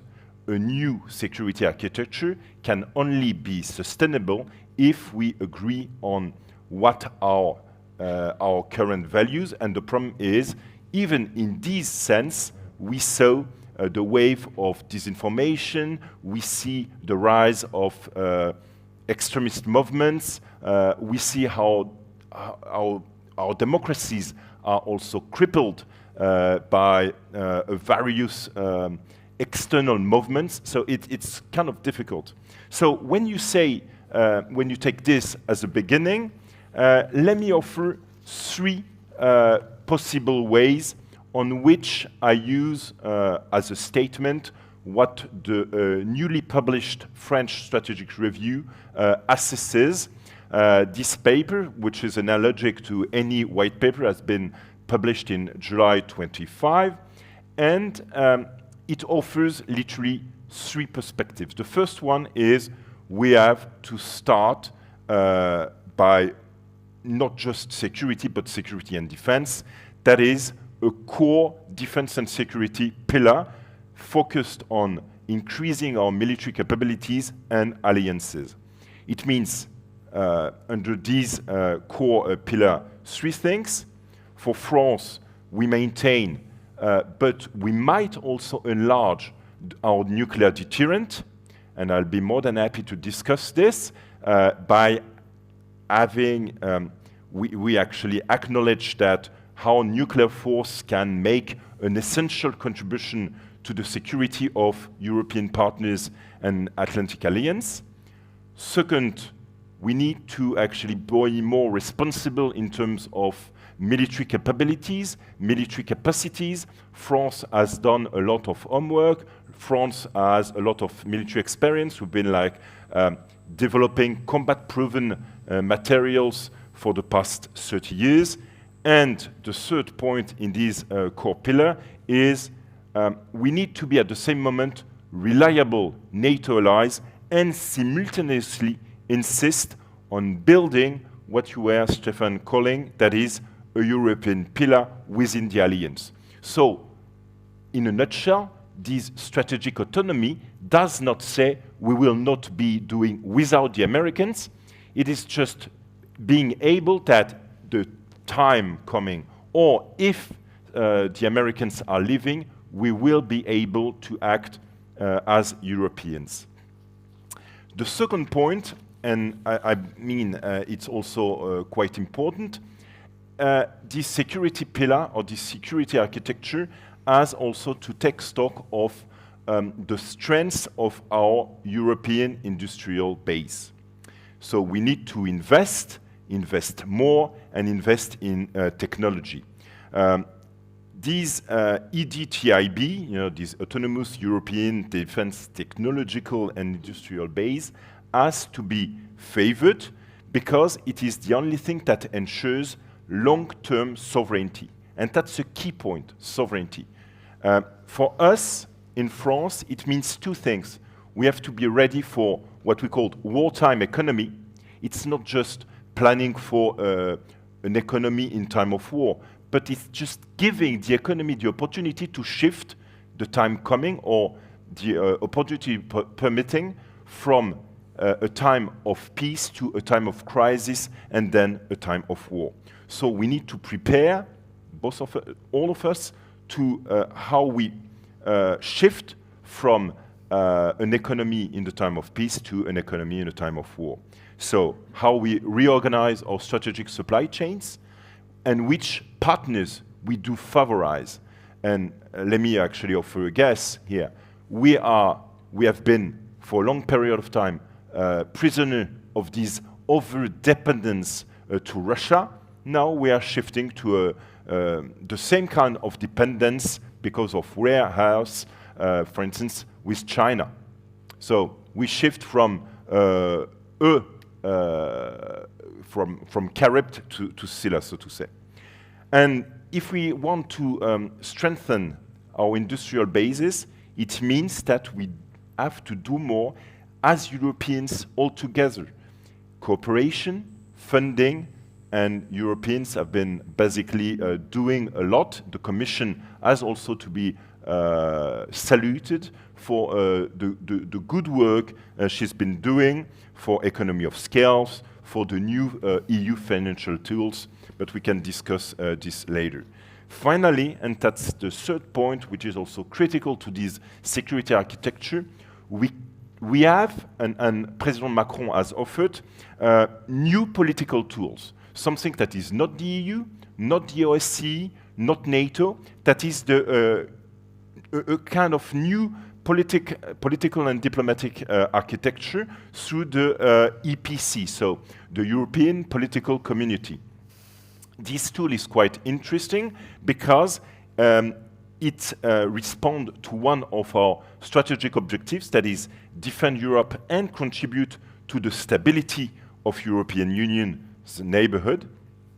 And by this, we encourage EU integration of Moldova, of Ukraine, of also Georgia, to better anchor these nations in the Western Hemisphere. And this European political community is a key forum that I'd be more than pleased to discuss with you, because it provides a crucial non-EU, non-NATO political dialogue platform, and it also calls other stakeholders like the UK, like Turkey, and also candidates to basically provide for a European transformation and this new security architecture. In a nutshell, and with this I conclude, to be fully efficient, this future economic security architecture has to balance between, on the one side, military preparedness, because we have to be, as the Italian or the Latin would say, be prepared for war if you want peace. And this military preparedness is our key element to deterrence, but at the same moment, never close the door, and we need a political architecture for this stability. Thank you.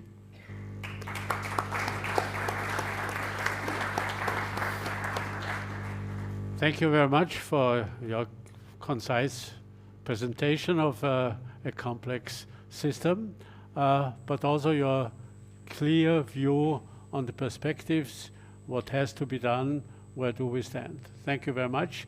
And I think I just go on and would like to listen to an Italian position maybe, or a common European position, because it's an Italian position from Ireland, Southern and Western Europe. Please. Thank you very much, Werner, for giving me the floor, and first and foremost for inviting me. Thanks to you and the AIES for this kind of invitation. I will certainly disappoint you because I'm not going to make an Italian position to the panel, but I do hope to make a European position and to suggest some ideas, at least from an academic perspective. So for the purpose of this panel, I was going to limit myself to making 3 points, really. The first is about the challenges and the problems. The second is about the developments that we had so far.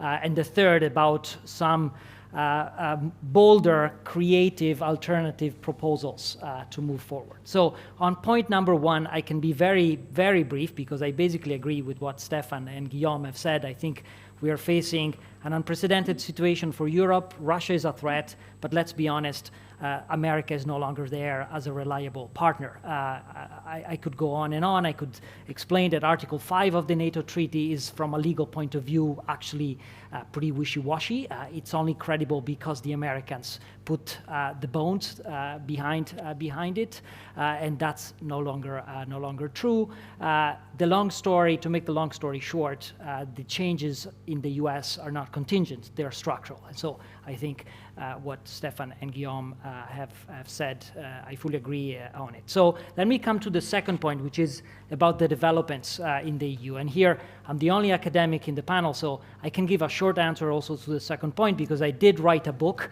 which I'm going to showcase to the audience. It's entitled The EU Constitution in Time of War, Legal Responses to Russia's Aggression Against Ukraine. I published it in February of this year for the 3rd anniversary of the war with Oxford University Press. I'm taking the freedom to raise it because I know there are many students from the academy in the audience as well. Now, without further promoting the work, but I think it's fair to acknowledge that the EU has done a lot in the last 3 years. In fact, in many ways, common foreign and security policy has advanced more in the last 3 years than it did in the previous 30 years. We have a new strategic compass, we have a new defense industrial policy, the Union has rolled out a military assistance mission in Ukraine, the largest ever in CSDP. The Union, of course, triggered for the first time the Temporary Protection Directive to support refugees. We have basically raised 100 billion euros of common debt to finance Ukraine, phased out of Russian fossil fuels, and of course restarted enlargement. Those are all positive developments that have occurred in the EU up until this point. But at the same time, it's clear also the European Union faces structural constraints on its ability to raise up to the challenge in foreign affairs. And these constraints are constitutional because they come from our treaties. They come from the design structure of our union. And they are well known. We kind of addressed them already before. One of it has to do with our decision-making process. By design, foreign affairs, like fiscal policy, relies on unanimity. And you can talk about it a lot, but in fact the passerelle clause cannot be used for defense matters, and the structural incentives to get rid of unanimities don't exist. So we are paralyzed by that. On top of this, we know it, the EU has very limited fiscal capacity. Of course, during COVID, we built up a major recovery fund to support the recovery after the pandemic. But every time we want to raise up the resources to help partners like Ukraine, we require unanimity, and we need to maintain a balanced budget because the treaty compels that. And of course, that creates veto point that can be exploited for different purposes, as Viktor Orban has been very good at doing over the last few years. And then, last but not least, we also don't have military capabilities at the union level. The treaties allow member states to make their capabilities available to the union, but there is no way for the union itself to develop its capabilities. Now, those constraints can't be changed without constitutional reforms. That's the bottom line. And I'm sorry I bring this up because it's not a good news. If you want to reform these types of norms that govern the functioning of the European Union, you would need all 27 member states on board. And so with that, I come to the third part of my presentation where, Werner, you even called me to say something positive and put forward some ideas for moving ahead. And indeed, that's the reason, I guess, why you invited me. Over the last few months, I've been working on a new project which actually suggests that to move forward, we really need to look backward, because we tend to forget that actually the very first years of the European integration project were dealt with the issue of war and peace. We normally tend to tell the stories of European integration starting with the treaties of Rome, and yes, I might be proud as an Italian that established the European Economic Community, but the truth is European integration really began with the treaties of Paris on the European Coal and Steel Community, defense production, and another treaty signed in Paris in 1952, which created the European Defense Community. That was the early days of the Cold War. There was a major fear that the Soviets would invade Western Germany and all of the western part of the continent. Korea was already at war, and the United States were busy in Asia. And so the 6 founding states of Europe, the same states that the year before had concluded the Coal and Steel Community, Germany, France, Italy, Belgium, the Netherlands, and Luxembourg, concluded a treaty that created a common European army, funded by a common budget, governed by common institutions, integrated into NATO as the European pillar of NATO, with a bridge to the United Kingdom, with a mutual defense pact with the British, and of course open to the accession of other member states. Now, talking about the European defense community today, I mean, when I do it in public, people look at me as if I'm crazy guy saying something, fantascience or something. But it was not science fiction. Actually, it was real. A treaty was concluded, and what's even more extraordinary, actually, 4 states out of 6 ratified that treaty between 1953 and 1954. In Germany, through a constitutional reform even. The Adenauer government put all its political stakes on that process. Now, we also know that in the summer of 1954, the French Parliamentary Assembly, it was the time of the Fourth Republic, they didn't reject the treaty, technically, they simply voted to postpone ratification. And then the rest is history.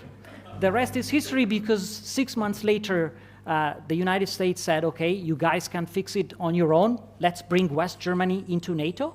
And the year afterwards, with the Treaty of Rome, European integration took a different path, the path of economic integration, with the aim of achieving an ever closer union still on the books. Now, we are at that moment in time where I think, to some extent, we have to go back exactly where we started. And the similarities and the analogies between what we have now and what we had in the 1950s are staggering. Just as in the 1950s, Russia is a threat, just like in the 1950s, the US commitment to Europe cannot be taken for granted. So just like in the 1950s, it's Europe that has to do it by itself. But the way how you do it, the institutional design, the financial resources, the legitimacy of decisions on important issues like war and peace, life and death, are very crucial. And that's why at my institute in Dublin, we launched a project that it's called Alcide, where we are making the case that, in fact, the EDC treaty can be revived. From a legal point of view, it would be feasible for the two states that didn't ratify in the 50s to do it now. Interestingly, legislation has been put forward in Italy, one of the two countries that didn't do it, to consider ratification of the EDC treaty today. Of course, for France, there are special considerations and challenges of which we are fully aware. But I go back to a point that was made in the previous panel. We are at a time in history where we need to make the impossible possible. And, you know, I think of moments in the history of European integration where many would have thought it's impossible to have a common currency, to give up the shilling, the lira, the franc, and the Deutschmark. We made it possible. It's impossible to abolish border controls and have a free movement zone. We made it possible. Why can it not be possible to make a European army for defensive purposes integrated into NATO? Let's make it real. Thank you very much.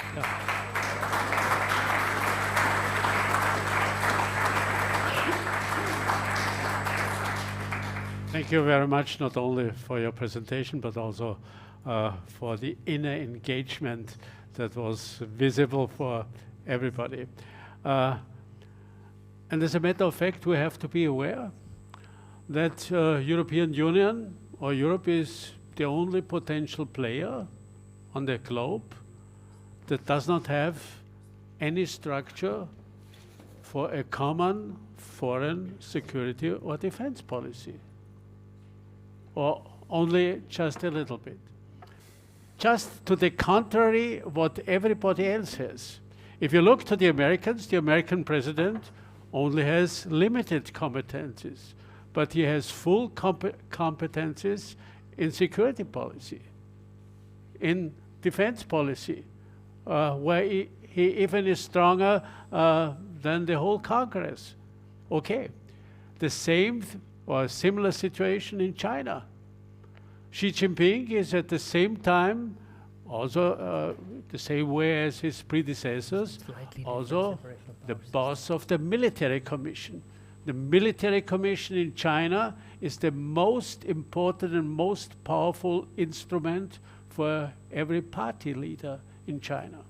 If you look to India, it's a similar situation. I mean, the Indian Prime Minister has limited competencies, but he has quite a few competencies in foreign politics and also on the military sector.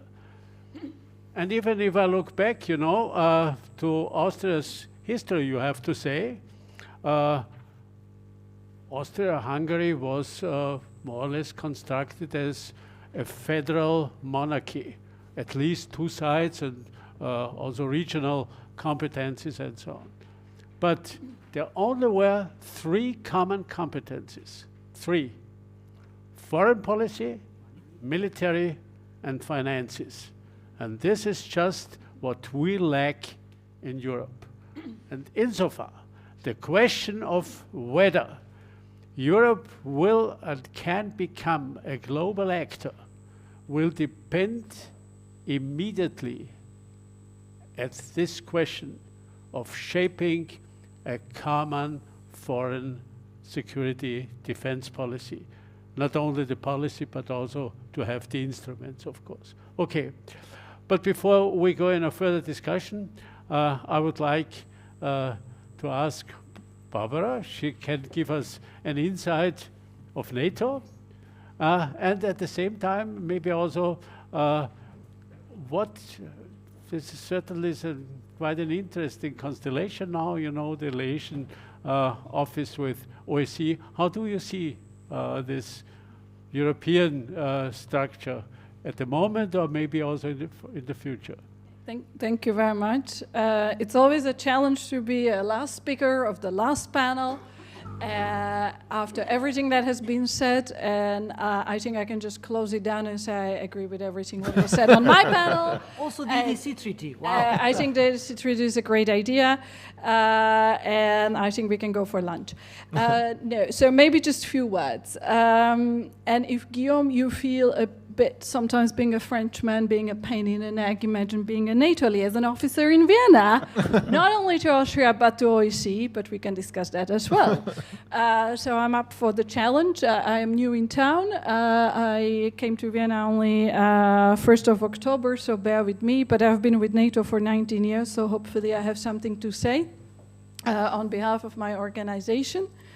And I think what is really clear, at least to me, but thanks to my panelists, I see it's also more widely perceived that we cannot talk about European security without talking about one of the key players in maintaining peace and stability in Europe, and that's NATO, even when we are in neutral Austria.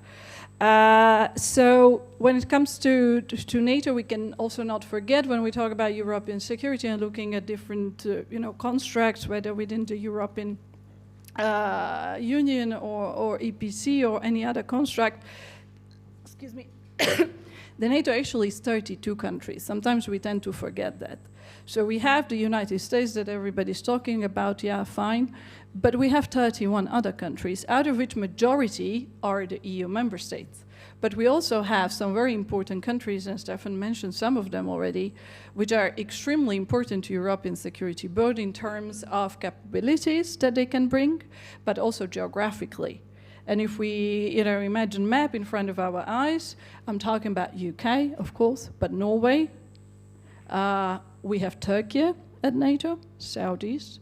But we also have our members from the Balkans, Albania, Montenegro, Republic of North Macedonia. And then let's not forget Canada. The poor Canadians are always somehow forgotten in these discussions. But Canada is also very important. So we have a setup both in terms of membership at NATO, but also what we are good at, and I hope we are still good at it 76 years later, is what? It's the hardcore military. It's the standard setting, it's the interoperability. I would argue there's no other organization in the world that actually has that level of interoperability that even other countries around the world are coming to us to seek how to do the interoperability. And then there is obviously the command structures that we have built over 76 years. So again, very important part of the European security, but of course we are living in very interesting times. And we heard a lot of keywords this morning that I would argue that even maybe 5 years ago, you would only hear them within, talking with the NATO nerds, or, people really in the, military defense area.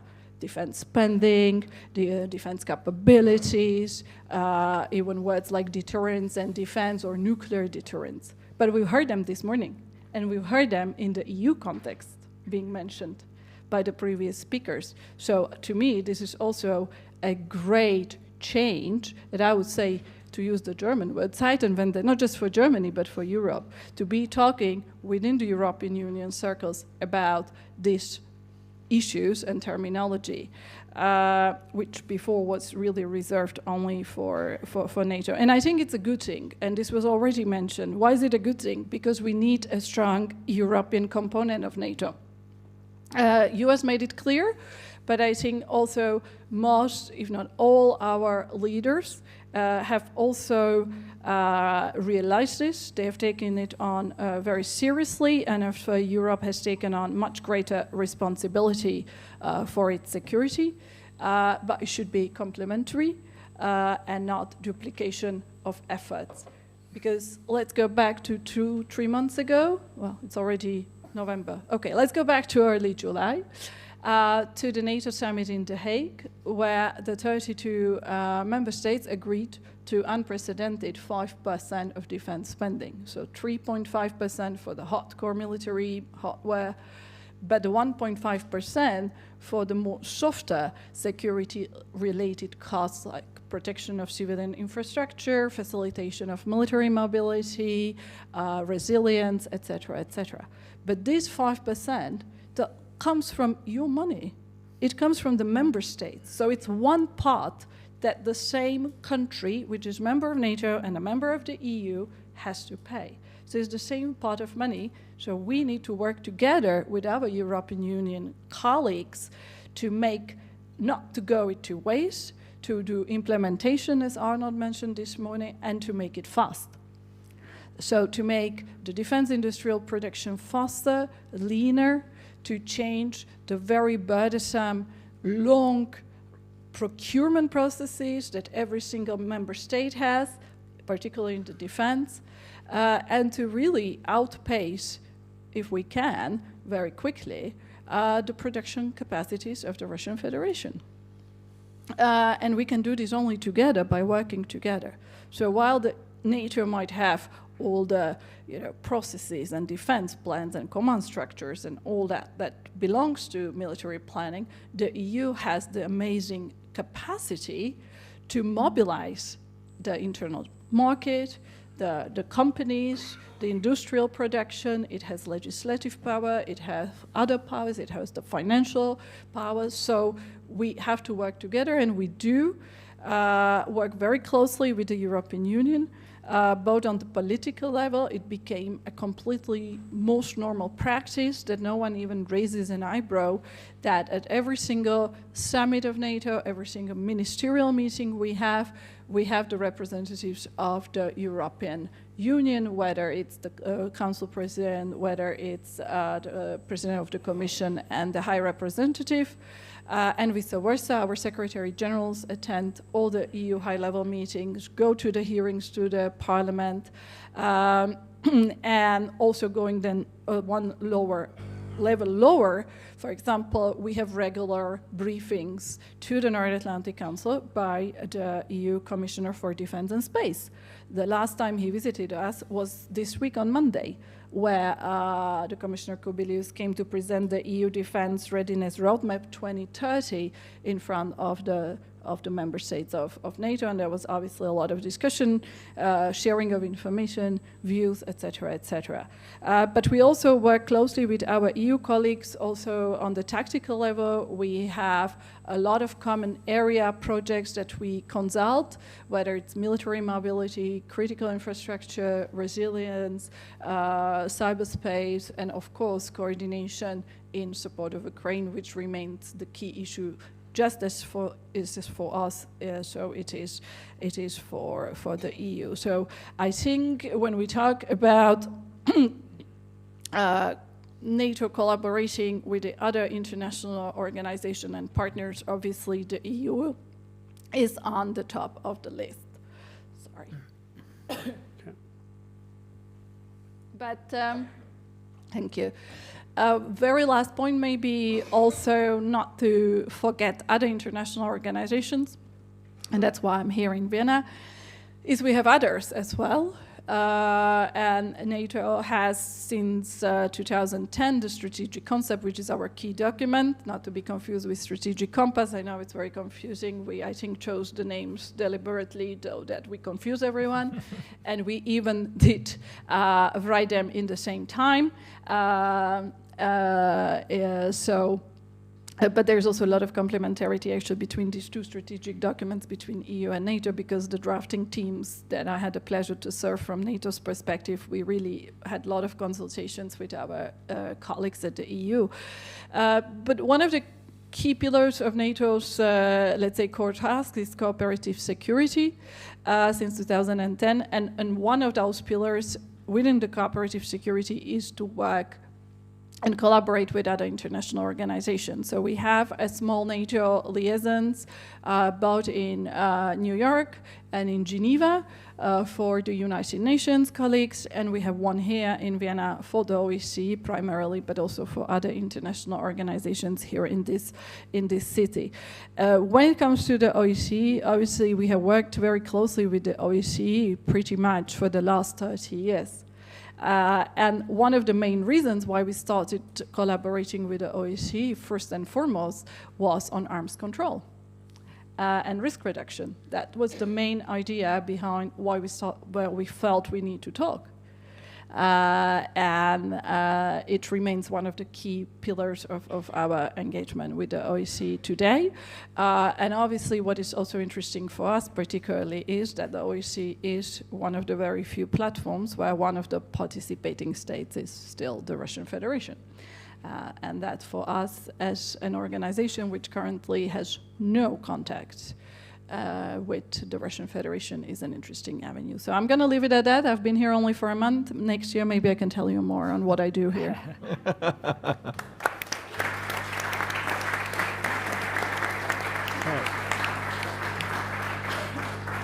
Thank you very much. I'm looking at my watch and I have to realize that time is running out. For Europe. Not only in this event, obviously, and therefore I have a last question to our German and French speakers. We have talked now about the security architecture, and my impression is that there's not very much difference from the German and the French position, from an overall European position, from the NATO position. I mean, I think we can find a common position. But can we also find common projects? Do you think that Germany and France will be able to produce a common fighter for the future, or a new tank or drone system? If you try to give us an answer, please, this would be interesting. Without actually going into depths about the issues, let's put it this way, and it's kind of an understatement between France and Germany on building what we call the MGCS, so the main ground combat system, which is or should be the successor of both the Leclerc main battle tank and Leopard, and at the same moment the FCAS, so the Future Combat Air System. I will not dwell into the intricacies and the industrial misunderstanding, and basically I would only actually underline two things. First, there are at least a political will to do things together.